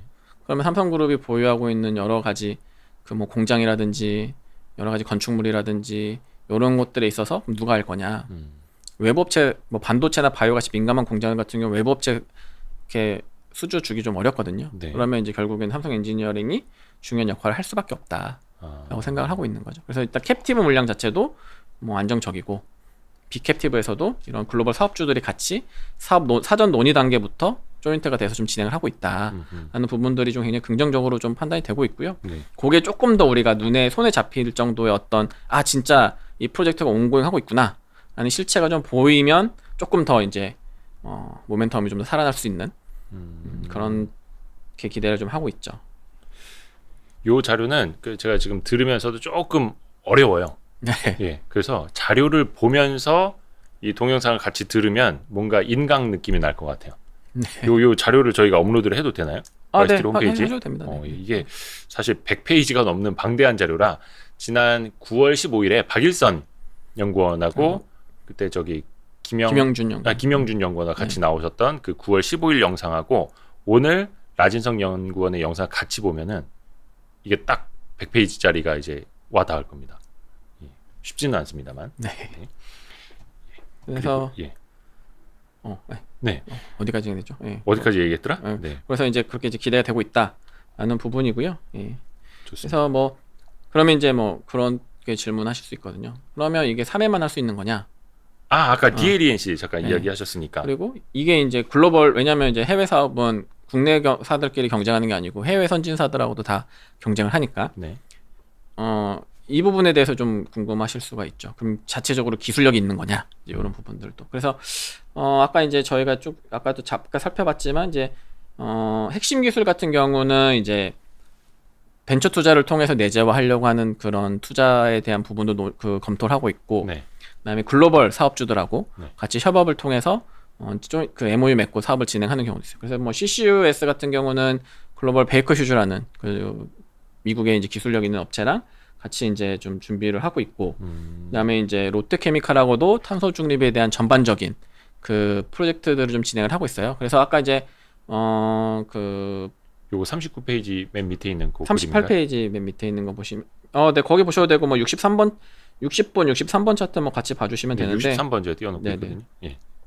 그래서 이제 직접 투자하는 경우도 해서 기술을 확보하는 경우도 있고 벤처 투자 통해서 활용하는 것도 있고 그다음에 MOU 맺어서 파트너십 맺어서 기술 확보하는 경우도 있고 그렇게 좀 가져가고 있는데 그다음에 이제 롯데케미칼하고도 같이 이제 MOU 맺고 사업 전반 진행하고 있거든요. 그래서 이게 이제 지금 이제 삼성 엔지니어링하고 롯데케미칼을 하고 있는 게 뭐냐면 어쨌든 탄소 중립을 할 건데 우리가 수준이 지금 어느 정도인지를 좀 알아보자라고 해서 에너지 최적화 네. 프로젝트를 좀 진행 중이에요. 현재 진행 중이에요. 그래서 뭐 지금 뭐 우리가 뭐 현 시점을 이제 진단하는 거죠. 우리가 이제 앞으로 이제 탄소 중립을 가기 위해서 지금 현 시점을 진단하는 거고 이 에너지 최적화 단계가 끝나면 이제 롯데케미칼이 가지고 있는 공장들, 기존 공장들에 대한 뭐 추가 설비, 뭐 CCUS를 달아야 되는 공장이 있다면 그거에 대한 발주가 나올 거고, 그다음에 이제 뭐 개보수, 아까 잠깐만 리뱀핑 발주가 아마 본격화될 거다.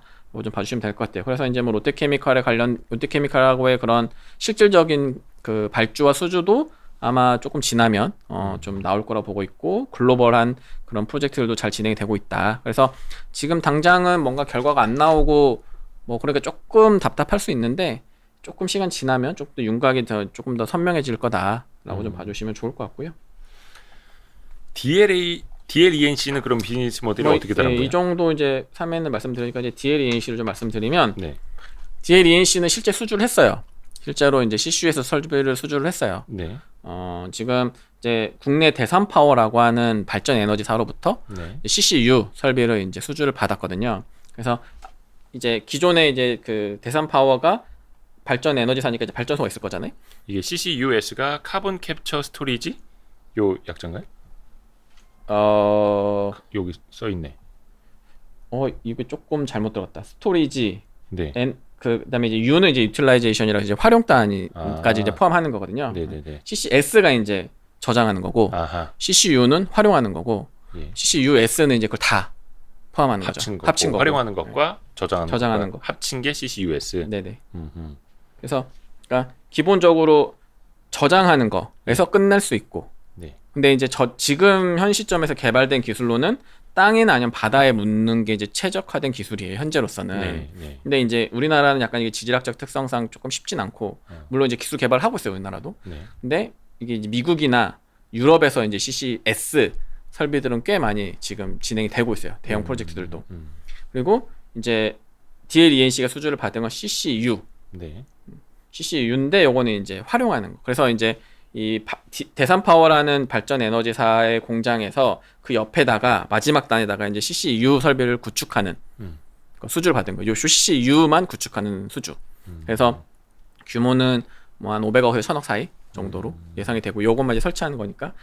그래서 그러면 이제 CCU니까 이 발전 에너지사에서 나오는 이산화탄소를 활용한다라는 개념인 거잖아요. 네. 그래서 이제 되게 신기할 것 같기도 하고 되게 좀 어려운 개념이긴 한데. 네. 예. 그래서 요거를 이제 뭐 드라이 아이스라든지 뭐 소화기라든지 실제 탄산을 필요로 하는 수요처에 보내는 거예요. 그 탄소를 캡처해가지고 네. 잡아서 이 탄소를 필요로 하는 수요처에 보내주는 거죠. 그게 이제 CCU 설비라고 보시면 돼요. 그게 활용.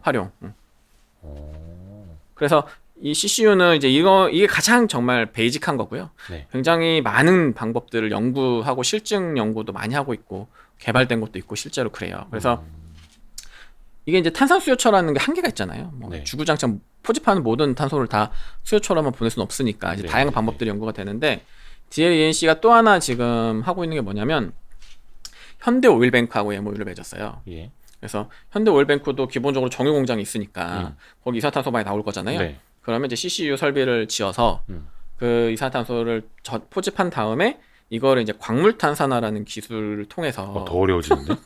광물탄산화? 저도 잘 몰라요. 세부적인 예, 디테일한 예. 기술을 잘 모르겠지만 이거 저희 자료에 나와니까 좀 참고하시면 되는데, 네. 그 광물탄산화라는 기술을 활용해서 건축 소재를 만드는 거예요. 예를 들면 시멘트, 콘크리트 이런 데다 집어넣는 거죠. 탄소를 이거 포집을 해서 네. 그거 갖다가 저기 그 42페이지에 66번 40, 차트, 2페이지에 66번 차트 66번 네. 그림. 예. 봐주시면 이제 그걸 가지고 이제 그 광물탄산화 기술을 활용을 해서 요게 이제 건축 소재를 만들어내고, 그다음에 고순도 탄산칼륨을 통해서 이제 종이도 만들어내고 이런 식으로 이제 소재를 만들어내는 거예요. 그러면 되게 어렵고 신기하고 참. 예. DLENC는 자기네 건축 공장에 요 소재를 활용하는 거죠. 아파트 짓고 뭐 토목 현장 이런 데다가 이제 이 기술을 통해서 만들어낸 건자재를 활용을 하는 거예요. 이 플랜트를 자기네가 지어서 탄소도 포집을 하고 그걸 활용해서 건설 소재도 만들고 네. 화학 제품도 만들 수 있다. 물론 이제 그 중에 하나의 소재로 이제 쓰이는 거겠습니다만. 그렇죠. 그래서 요거는 이미 기술이 개발돼 있어요. 상용화가 됐고 해외에서는 어느 정도 좀 진행 중이고, 네. 국내에서도 실증 연구가 많이 진행이 돼서 네. 실제 이제 소량이지만 만들어내고 있어요. 그래서 이제 요거는 좀 빠르게 진행될 수 있다. 그래서 이제 이게 이제 현대오일뱅크하고 DLENC가 실제로 그 업무 협약을 맺은 거기 때문에 요거는 진행이 될 거예요. 우리 저기 좋은 하루님이 이분이 공부 엄청 많이 하시는 분 같아요. 부산물로 탄산 칼슘 만드는 공정이라고 보시면 됩니다. 설명을 해주셨고 10년 뒤 100억 부자님은 겁나 어렵네요. 저는 10년 뒤 100억 부자님 쪽에 가깝습니다.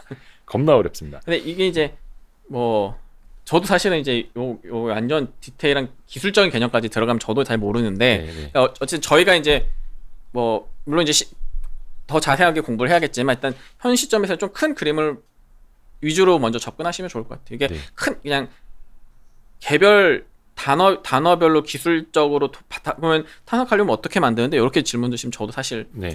답변 드리면 어려운데 그렇죠. 예. 그러니까 그런 디테일도 굉장히 중요하지만 일단 이 흐름에 대한 큰 그림을 먼저 그렇죠. 그렇죠. 접근을 하면 그게 어렵진 않아요. 그러니까 우리가 수소가 필요한데 이 수소를 그러면 어떻게 생산하지? 재생에너지를 활용해서 물로 분해하면 되는데 그게 너무 비싸대. 너무 비싸니까. 그러니까 지금 지금 조금 얘기는 다르긴 한데 가스를 활용하면 경제성이 훨씬 좋아진대. 그래서 우리는 가스를 통해서 그 수소를 추출할 거야. 아 맞다. 그거 그 그레이 수소, 블루 수소, 그린 수소 그 몇 페이지에 있죠? 그거 먼저 설명해 드리면 참 좋을 것 같은데 그게 많이들 설명을 저도 전에 주식 초등학교 할 때도 했었는데 37페이지에 맞다, 57번. 찾았다. 네네. 이게 그 많이들 또 이제 잊으셔가지고 이게 맨 왼쪽에 있는 그레이 수소 요게 LNG를 한 1000도 정도로 이제 가열을 하면 거기에서 수소가 분리가 된다는 거잖아요. 맞나요? 아닌가? 천연가스를 이제 하는 게 블루수소. 아 그게 블루 수소였나요? 천연가스가 블루수소. 거봐요, 이거 헷갈린다니까요. 그게 블루 수소고. 네, 그게 블루수소고. 네. 그다음에 이제 그린 수소는 재생에너지를 이용하는 게 이제 그린 수소고. 아예 뭐 그 수전해를 할 때 들어가는 이제 전기가 또 필요하죠. 그것까지도 뭐 태양광이나 풍력 발전으로 만들어진 전기를 가지고 수전해를 하는 그게 이제 그린 수소고. 이게 그레이 수소가 뭐였죠? 그레이 수소가 이거는 그레이 수소는 이제 이거 어려워 이거. 저도 이거는 제가 좀 헷갈리는데 갑자기 이거 탄산 이산화탄소를 리포밍하는 건데. 아니 맞아요. 천연가스에서 네. 말씀해 주신 게 맞아요. 그래요? 네. 거봐요, 헷갈린다니까요 이거. 그게 그레이 수소고. 그게 그레이 수소. 맞아요. 네. 여기 내추럴 가스로 돼 있잖아. 그렇고 맞아요. 이거를 이제 그 여러 그 철강이라든지 제철소 같은 데서 이제 포집하는 게 이제 캡처하는 게 이제 블루수소고 수전해하는 게 수전에는 하지만 이제 애초에 연료 자체가 재생에너지로 들어가는 게 그게 그린 수소고. 네. 맞습니다. 그래서 이거는 라진성 연구원도 헷갈렸다라는 걸 기억을 해주시면 되겠고요. 죄송합니다. 하여튼 이게 큰 틀에서 알고 있으면 되고 큰 틀에서, 네. 우리는 이제 엔지니어링하는 업체가 과연 이거 가지고 그럼 돈을 벌 거냐, 어떻게 벌 거냐, 얼마나 벌 거냐로 나가면 되는 건데 아까 DLENC까지 이야기를 했거든요. 네. 그럼 여기는 이제 어느 단계까지 간 건지. 그러니까 이제 DLENC는 이제 수주를 한 거죠, 실제로. 네. 실제로 이제 그 발전 에너지사로부터 이제 수주를 한 거고. 그리고 이제 또 하나 특징은 DLENC는 이 전체 그 시공부터 그 원천 기술 이런 것들에 대해서 다 자체 기술이에요. 얘네들은 이제 과거부터 실증 연구 좀 많이 해와서 실제로 자기네 기술을 가지고 만드는 그 시공 설비를 구축하는 그런 특징이 좀 있다. 그러니까 3에는 자체 기술보다는 주로 이제 투자나 아니면 이제 MOU 맺어서 주로 이제 진행을 하는 게 좀 비중이 많다면 이제 DLENC 같은 경우는 자체적으로 기술을 가지고 수주를 했다라는 게 또 하나 특징적인 부분이고요. 그 이제 보면 이제 국내에서 가장 많은 온실가스를 배출하는 산업군이 이제 발전 에너지사, 철강사 이제 이런 순인데 결국에 이제 같은 맥락이지만 탄소 중립을 간다면 기본적으로 발전 에너지사들은 당연히 CCU 설비를 발주할 수밖에 없는 거죠. 정부 정책적으로 간다면. 그래서 지금 이제 DLENC가 실제로 이 CCU 설비를 수주했다라는 굉장히 좋은 레퍼런스예요. 그래서 향후에 이제 이런 발전 에너지사들이 계속 지속적으로 이런 CCU 설비를 발주를 낸다면 DLENC 입장에 굉장히 유리한 위치에 점하는 거죠. 그런 것들에 대한 강점을 좀 가지고 있고요. 수소 관련된 것도 그러면 DLENC가 같이 하고 있는 건가요? 이 저기 뭐냐 암모니아화 해서 이송하는 것도? 아직은 안 하고 있죠. 아직은 안 하고 있는데 여기 이제 이 부분에 대해서 좀 기대를 하는 거는 국내 EPC사들이 암모니아를 생산하는 공정 많이 했어요. 과거에 레퍼런스가 많아요. 뭐 롯데정밀화학 이런 것처럼. 그러니까 삼성 엔지니어링이나 DLENC, 그다음 현대건설 이런 회사들은 이 암모니아를 생산하는 플랜트는 많이 지어봤단 말이에요. 네. 그러니까 이제 그런 경험들이 있으니까 글로벌 사업주들이 이제 같이 이제 이 사업을 좀 진행을 해보려고 하는 거고, 그리고 이제 또 하나 지난 7월 달에 네.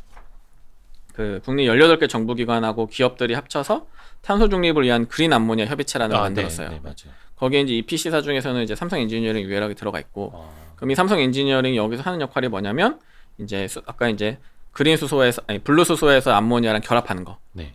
그다음에 암모니아 수소를 추출하는 거. 네. 요 기술, 이 후자에 있는 건 기술이 아직 개발 안 됐다고 그랬잖아요. 네. 그래서 이제 결합하는 거, 추출하는 거, 요거에 대한 기술 투자, 그다음에 시공 설비, 요런 것들에 대한 연구 내지 투자 이런 것들을 담당하고 있죠. 그래서 프로는 이제 요런 쪽에 대해서는 이제 시장에 대한 이제 결국에 간다면 예. 대전제는 수소 경제로 간다면이라는 대전제가 있지만 어쨌든 그렇다라고 한다면 요 부분은 좀 새롭게 열릴 수 있는 시장이고요. 그래서 수소를 수입하는 국가들, 네. 특히나 수소를 수입하는 국가들 같은 경우는 반드시 수입하는 터미널 옆에 이 암모니아 수소를 추출하는 플랜트가 필요할 거예요. 그것을 뭐 그 암모니아를 만들건 아니면 암모니아에서 암모니아를 수소를 추출하건. 그치, 수소에서 수소랑 암모니아를 결합하는 건 이제 그 생산자의 역할인 생산자의 그렇죠, 그렇죠. 시설인 거고, 네. 수요자는 이제 가져와서? 암모니아에서 수소를 추출하는 플랜트가 필요한 거죠. 맞습니다. 그래서 이쪽 시장은 이제 열리는 시장이기 때문에 이 수소 경제가 된다면 이거를 활용하는 딴도 굉장히 뭐 의미가 있겠지만 이 수소를 생산하는 설비들을 구축하는 회사들도 분명 수혜를 볼 수 있다. 이렇게 봐주시면 좋을 것 같아요. 그 암모니아가 NH3. 네, 그렇죠. NH3. 그러니까 H가 수소니까 N 질소를 빼내면 수소가 되는. 그래서 이제 그런 쪽으로도 조금 더 이제 R&D를 해야 되는 거고, 그 거기는 전에 네, 연구 그 기술 개발 좀 더 필요하고 시장에서는 뭐 2023년 정도 예상하고 있는데 그건 조금 더 지켜봐야 될 것 같아요. 국내에서도 굉장히 많이 연구하고 있어요. 네. 수소가 원체 이제 부피가 크다 보니까 그 우리는 이제 막 뭐 700바, 1000바 이렇게 해서 압축을 해서 이제 압축해서, 이송을 네. 해야 되는데, 이거를 암모니아 형태로 하게 되면은 운송을 할 때 부피가 굉장히 많이 부피도 줄어든다면서요. 줄고 운송하는 것도 좀 비용도, 편하고 예, 적게 비용도 들고. 좀 적게 들고. 맞습니다. 근데 이제 NH3에서 이게 수소를 이제 추출하는 거는 아직은 기술이 없다. 네. 그래서 근데 우리나라 기업들은 암모니아를 만드는 그 플랜트는 많이 이제 설비를 구축했던 이력이 있다. 거기까지 있고, 요게 이제 그 다음 단계로 그 가야 다음 되는 단계로 가야 되는 거죠. 그래서 어쨌든 뭐 그렇다고 해서 이제 EPC사들이 그 기술을 개발하는 건 아니고요. 네. 그 기술을 개발하는 기술 업체들은 따로 있고, 이제 그 기술 개발이 되면 그걸 가지고 이제 이 설비를 구축하는데 활용하는 거죠. 그러니까 그래서 이 수소 프로젝트들을 진행하는 데 있어서 건설사들이 좀 유리한다고 저희가 좀 보는 것 중에 하나는 네. 사업주가 비슷해요. 결국에는. 발주처들이. 네. 에너지 사업을 하는 발주처들이 뭐 예를 들어 원유하는 애들이 수소를 안 하진 않을 거거든요. 예. 그러니까 이제 어떻게 보면 그간 이제 원유나 가스를 많이 했던 그 네트워크 그것도 잘 갖춰져 있고, 근데 발주처도 사실 이게 이제 처음 하는 프로젝트고 처음 하는 사업이고, 그러다 네. 보니까 아무래도 같이 네트워크가 좀 잘 돼 있고 기존의 다양한 플랜트들을 경험해 본 네. 회사들하고 같이 좀 해보려고 하는 거죠. 좋습니다. 그래서 과거에는 그냥 국제유가 많이 올라가면은 중동에서 플랜트 발주 많아진다, 막 이런 것만 우리가 그렇죠. 등식화해서 네. 기억을 했었는데, 이제는 굉장히 복잡계로 갑니다. 그렇죠? 그래서 이제 자료도 뭐 100페이지 넘는 걸 이제 세 분이서 그때 같이 쓰셨던 거고, 원유뿐만이 아니라 이제 멀리 수소까지도 함께 내다보는 자료였고, 그 끝내기 전에 네. 건설주 마지막으로 그 뭐 토픽이라든지 건자재 쪽에 대한 의견이라든지, 아까 귀인 다니엘님이 건자재 쪽도 좀 물어보시더라고요.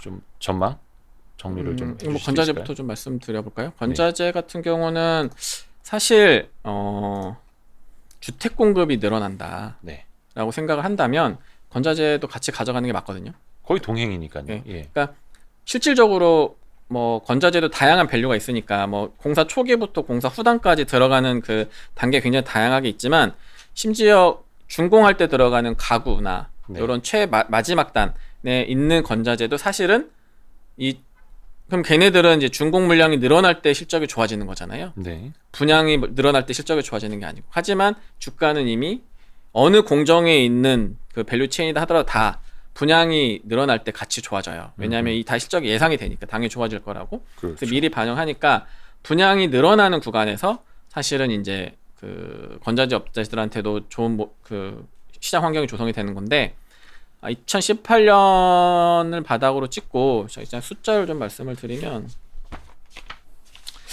2018년도에 30만 호, 2015년도에 52만 호 분양을 하고 네. 쭉 빠져가지고 2018년도에 30만 호까지 떨어졌어요. 네. 전체 주택 공급이. 근데 그게 이제 2019년도에 34만 호, 2020년도에 36만 호. 그러니까 좀 급격하진 않지만 다시 타박타박 이제 올라오고 있는 거죠. 네. 그리고 이제 올해 그러면 얼마 될 거냐 이제 중요한데 네. 시장 계획.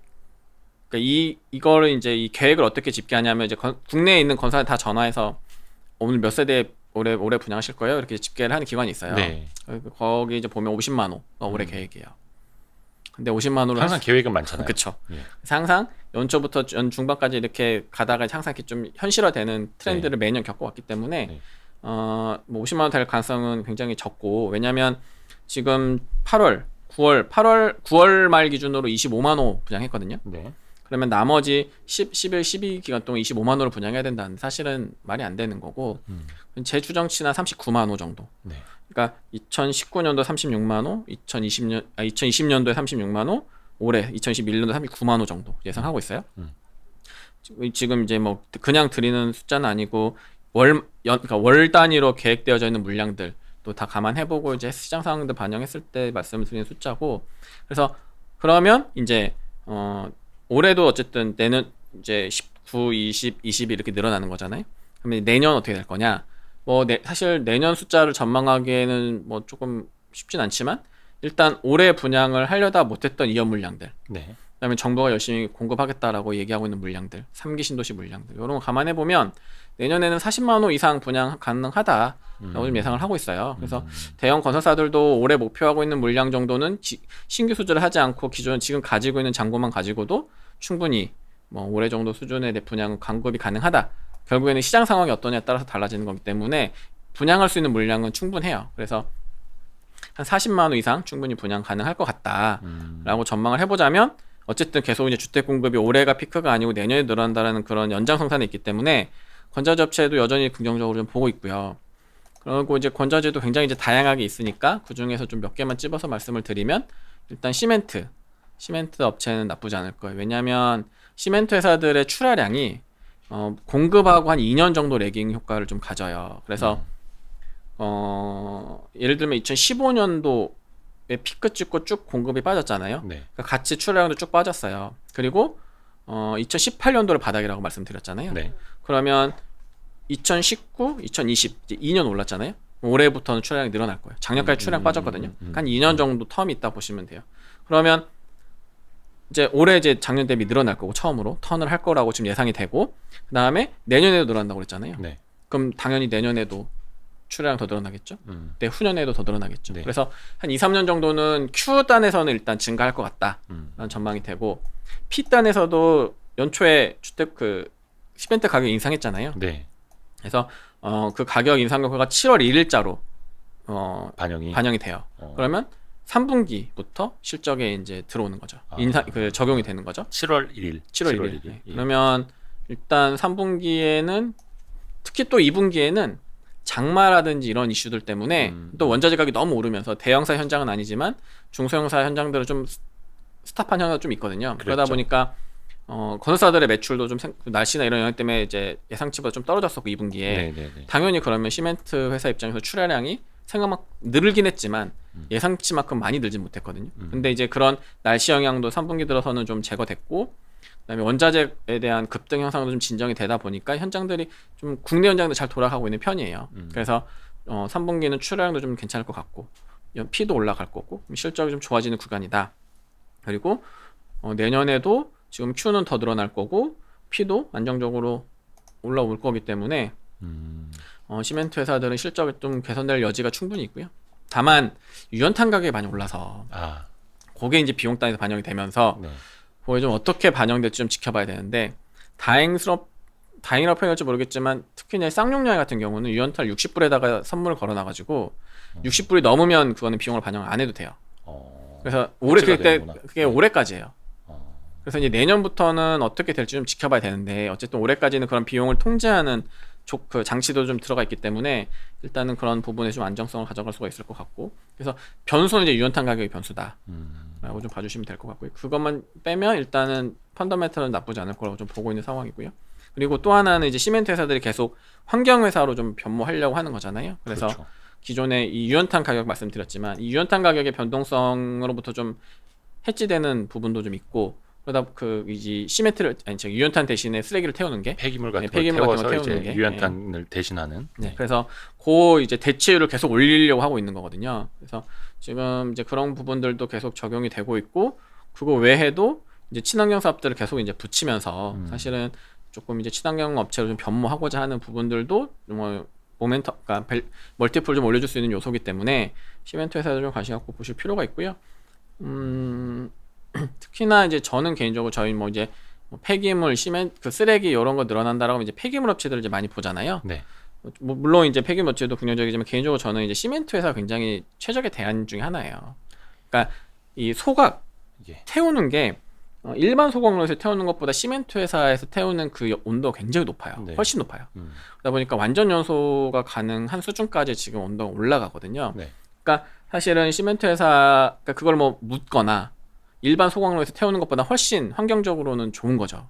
더 높은 온도로 태워버리니까 다른 뭐라고 불순물들이 잘 안 나오는 거죠. 덜 나오는 거죠. 네. 그러니까 사실 이것도 좀 논쟁이 많아요.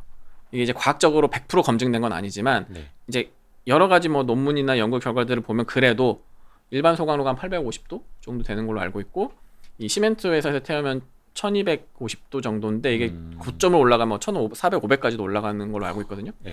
그럼 훨씬 아무래도 이제 좀 덜 나온다라고 이제 보는 게 현재 상황이고요. 그래서 그런 부분인데 이제 문제는 뭐냐면 이게 이제 지역 주민들 입장에서는 계속 이제 쓰레기가 동네를 왔다 갔다 하는 게 좀 보기 싫은 거고 어쨌든 태우다 보니까 연기가 발생하니까 네.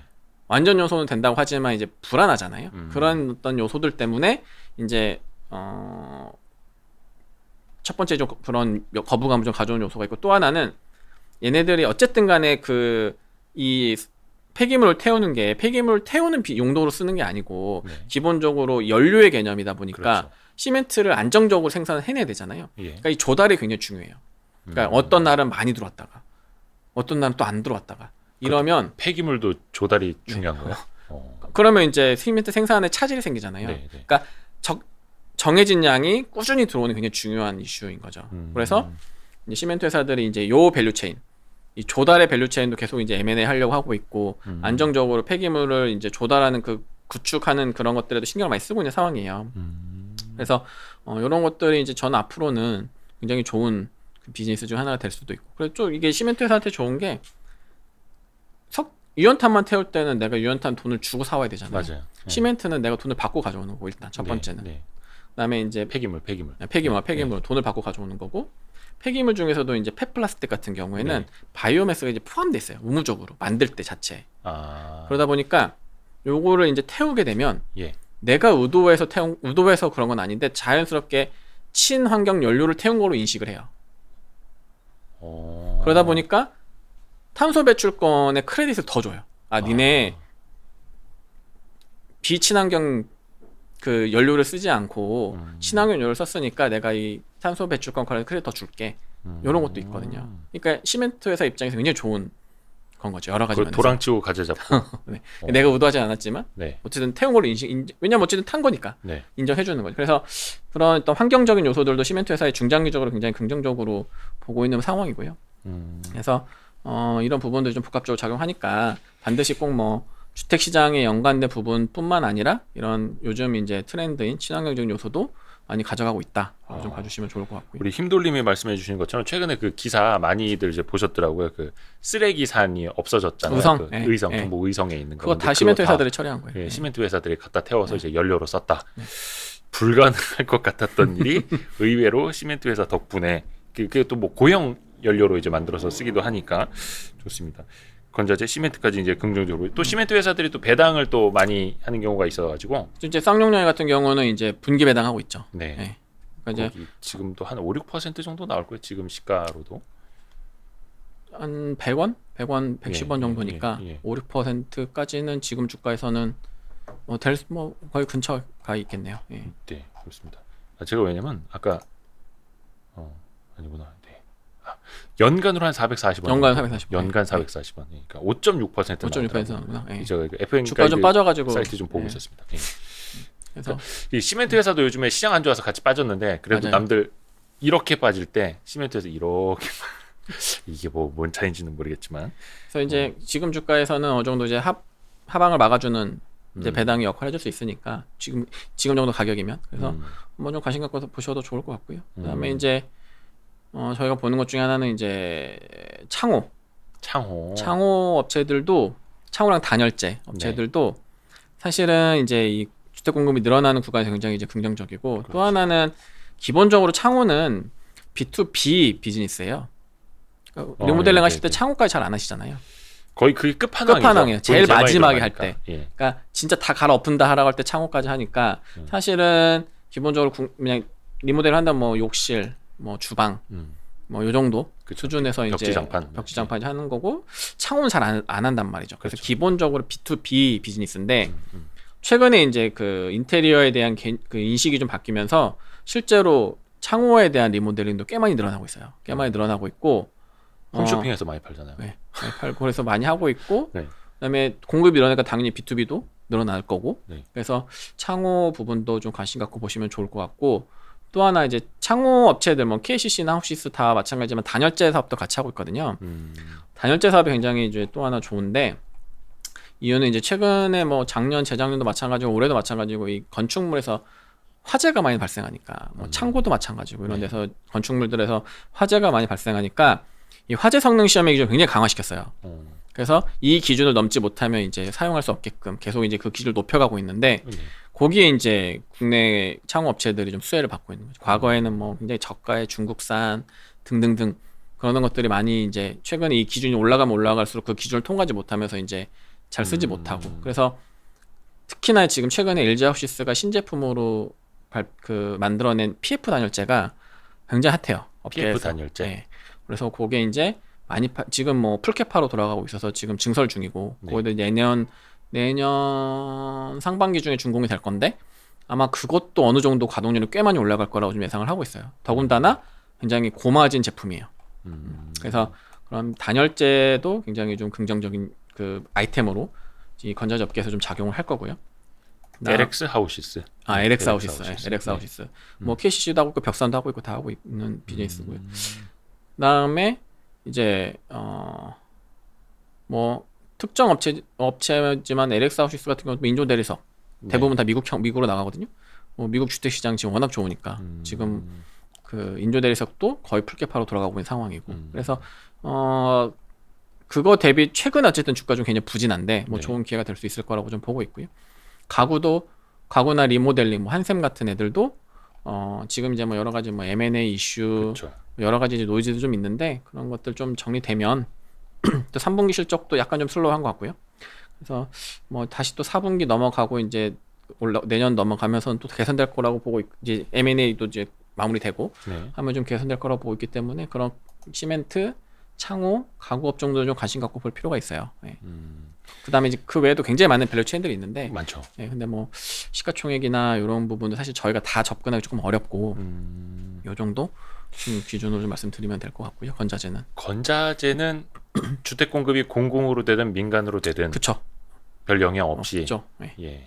그리고 특히나 공공이 확대되면 이제 아무래도 좀 고가 제품을 다루는 업체들보다는 좀 중저가를 다루는 회사들이 조금 더 유리할 수 있고요. 공공이 많이 늘어나면. 아 그게 어떻게 다르는 거예요? 업체별로는 그 중저가랑 고가랑 이게 제품군이 뭐 KCC 있고 LX 하우시스 있고 막 그러잖아요. 네네네. 거기들은 좀 그러면 그래도 고가. 근데 이제 그런 회사들은 라인업이 다양하게 있죠. 저가부터 고가까지. 네. 근데 이제 아무래도 좀 벌크로 그 대량으로 싸게 많이 내도 그래도 조금 유리한 그 회사 유리하다기 표현하기보다는 마진이 방어된 회사가 있고 그런 대형 업체들은 그 B2B 상대로 대량으로 많이 판매하면 사실 마진이 많이 깎이거든요. 그러다 보니까 조금 뭐 그게 뭐 그런 회사들도 분명히 좋긴 하겠지만 뭐 아무래도 이제 민간이 좋아지는 게 좋죠. 그런 좀 대형사들은 민간이 좋아지는 게 좋고 B2C가 늘어나는 게 좋고. 그래도 뭔가 조금 더 고부가 가치 제품들이 더 나갈 수 그쵸. 있으니까. 왜냐면 이제 인테리어도 보면 예전에는 평당이란데 예전에는 한 1,500만 원 네. 언더로 리모델링 되는 게 많았어요. 음, 근데 이제 최근에는 이제 눈높이도 올라가고 가격도 좀 올라가고 이러다 보니까 대부분이 1,500만 원 이상에서 지금 리모델링이 좀 이루어지고 있는데 그런 것들이 이제 B2C에서는 이제 그런 것들이 이제 긍정적으로 작용하는 거죠. 근데 이제 B2B는 일단 업체도 비딩으로 뽑을 거고 네. 그다음에 이제 대량으로 싸게 이제 하는 걸 선호하니까 이제 대형 업체들은 그걸 안 한다는 건 아닌데 네. 그래서 이제 한샘 같은 경우도 사실 B2B 쪽 잔고도 꽤 많이 늘어나 있어요. 네. 근데 그게 이제 매출화되는 데까지 조금 이제 시간이 필요한 부분은 있겠지만 아까도 말씀드렸지만 실제 실적이 확 올라오는 것도 중요한데 네. 이 앞단에 좀 저렴할 때 사두는 게 효과적이다라는 거죠. 한샘은 이제 내년을 봐야 되는 올해보다는 거고. 내년이 더 긍정적으로 좀 보여지고요. 근데 어쨌든 뭐 대형사, 중소형사 할 것 없이 공공 공급이 많이 늘어나든 민간이 많이 늘어나든 다 긍정적인 이슈를 작용한다. 네. 근데 이제 주가의 베타적인 측면에서 봤을 때 공공이 굉장히 좋다라고 한다면 네. 아무래도 대형사보다는 중소형 가구 업체들이 조금 더 베타가 커질 수 있는 거고. 근데 이제 큰 틀에서 이 시장 자체가 이제 결국에는 공급이 커지는 큰 틀에서 보면 이제 예전에 한번 기억하실지 모르겠지만 2014, 15년도 그런 건자재 업체들 빅사이클 나왔을 때 네. 그때 이제 2015년도 주택공급 50만 원 할 때 네. 이제 요런 이제 빅사이클로 이제 가는 거죠. 어. 근데 이제 그렇게 갈 건지는 조금 지켜봐야 되는 상황이고. 예. 같이 이제 공급이 맞물려 줘야 되는 그쵸. 거니까. 예. 공급이 굉장히 지금 따박 올라오고 있거든요. 그리고 네. 거래량도 사실은 최근에 워낙 정부 규제가 많아서 그러니까 예전에 그 빅사이클 때는 공급도 많았지만 거래량도 굉장히 좋았거든요. 그러니까 왜냐하면 여전히 전통적으로 우리가 하는 인테리어 리모델링은 다 이사할 때 한다라는 그렇죠. 개념이 여전히 많이 있기 때문에 물론 맞아요. 이제 코로나 때문에 이제 민감도가 많이 떨어졌는데 네. 옛날에 거의 1이었거든요. 음. 이사 안 하면 리모델 안 했잖아요. 네. 근데 이제 지금은 한 뭐 0.6 정도까지 내려온 걸로 보여지니까 어떤 게요? 상대 민감도가 민감도가 예를 들어 10가구 그러니까 이제 과거에는 이제 1이었다면 관계가 예. 민감도가 1이었다면 지금 한 0.6 정도가 떨어졌으니까 그 얘기는 뭐냐면 이사를 안 하더라도 이사를 안 해도 살면서 리모델링을 그냥 하니까. 리모델링 하는 케이스도 좀 늘어나고 있으니까 음. 영향을 좀 덜 받겠지만 그럼에도 어쨌든 60%는 이사를 해야 리모델링 하는 거잖아요. 네네네. 그러니까 거래량도 같이 늘어나 주는 게 굉장히 좋은 거죠. 근데 지금은 이제 그 부분이 조금 안타까운 부분이에요. 공급은 늘어나는데 그러니까 B2B는 늘어날 수 있는데 네. B2C 단에서 이제 실질적으로 고마진의 영역을 가져올 수 있는 B2C 단에서는 여전히 거래량이 현재로 봤을 때는 좀 굉장히 둔화될 수 있으니. 늘어날 거라고 기대하기 좀 어렵잖아요. 네네네. 여러 가지로 지금 규제로 막아놓고 있으니까. 네. 그래서 전반적으로 아까도 말씀드렸지만 공급을 늘린다라는 논조와 예. 규제를 푼다는 논조가 다르게 받아들여야 된다는 것 중에 하나도 여기에 들어있는 거예요. 가장 처음에 말씀하셨던 거. 그러니까 규제를 풀면 어쨌든 거래량 늘어날 가능성이 높으니까. 그래서 그런 부분들이 좀 같이 작용을 한다. 그래서 건자재는 거래량도 좀 과거보다는 많이 민감도가 떨어졌다고는 하지만 네. 뭐 같이 참고를 해줄 필요가 있어요. 그래서 거래량까지도 늘어난다고 하면 이제 빅사이클에 나올 수 있는 거죠. 가장 중요한 거 역시 건자재 쪽에서는 공급과 거래량까지. 좋습니다. 오늘 저희가 보통 한 6시 한 3, 40분쯤 끝냈는데 벌써 7시가 넘었습니다. 와, 너무 우리, 길게 했네요. 예, 라진성 연구원님이 그동안 저기 그 자가격리하느라고 좀 많이 쉬셨기 때문에 오늘 저희가 좀 뽕을 뽑았고요. 우리 진성 연구원, 라진성 연구원이 그래도 여러분 그 물음에 성의 있게 좀 대답을 해주느라고 시간이 많이 늦어졌습니다. 늦게까지 고생 많으셨습니다. 아닙니다. 네. 예. 그래서 아까 그 건설, 엔지니어링 그쪽 이제 수소 이야기할 때는 이제 많은 분들이 다른 이야기를 많이 하고 계셨었는데 채팅창에서 지금은 서로 이제 인테리어 한 얘기 하고 계신. 예, 오늘 많이 시장도 좀 안 좋았고 한데 잠시나마 안 좋았던 시장을 좀 뒤로 하고 조금 우리가 건설 그리고 원유에서 수소까지 가는 이제 밸류체인도 함께 공부를 해보는 시간이었습니다. 퇴근 시간 조심히 안녕히 잘 들어가시고요. 저녁 식사도 맛있게 하시길 바라겠습니다. 우리 같이 들어와 계신 여러분들에게 인사 좀 해주세요. 네. 오늘 너무 길게 한 것 같아서 좀 죄송스럽고요. 아니요, 다음에는 더 길게 할 거니까요. 괜찮습니다. 그래서 오늘 뭐 어쨌든 음. 뭐 이게 공부가 조금 미흡해서 조금 네. 답변 조금 이제 실수했거나 좀 미진했던 부분이 있을 아니, 수 저희가 있는데 막 라이브로 예, 막 이렇게 하니까요. 그런 부분은 뭐 저희가 미리 막 질문지를 주고받고 이렇게 하질 않습니다. 왜냐하면 이제 같이 그냥 소통하면서 하는 거라. 그리고 앞에서 이야기를 했던 100페이지가 넘는 우리 그 리포트는 저희 와이스트릿 자료실, 와이스트릿 그 뉴스 페이지에 있는 자료실에다가 같이 올려드립니다. 그 유튜브가 아니라 와이스트릿 뉴스 페이지에 있는 자료실에 올려드리도록 하겠습니다. 그래서 뭐 다 압축해서 이제 설명을 드리다 보니까 혹시라도 잘못됐거나 궁금하신 거 있으면 저희 그 자료에 네. 이메일 주소 있으니까 아, 예, 이메일로 뭐 피드백 주시면 야, 예, 제가 아는 우리- 한도 내에서는 다시 한번 답변을 드리도록 우리 하겠습니다. 진성 연구원, 라진성 연구원이 이렇게 친절합니다, 여러분. 이메일 보내라고까지. 이야, 너무 감사합니다. 자, 다음에 또 네. 기약을 하면서 여러분 고맙습니다. 예, 네, 안녕히 감사합니다. 들어가십시오. 고맙습니다. 감사합니다. 수고하셨습니다. 네, 감사합니다. 아유. 네.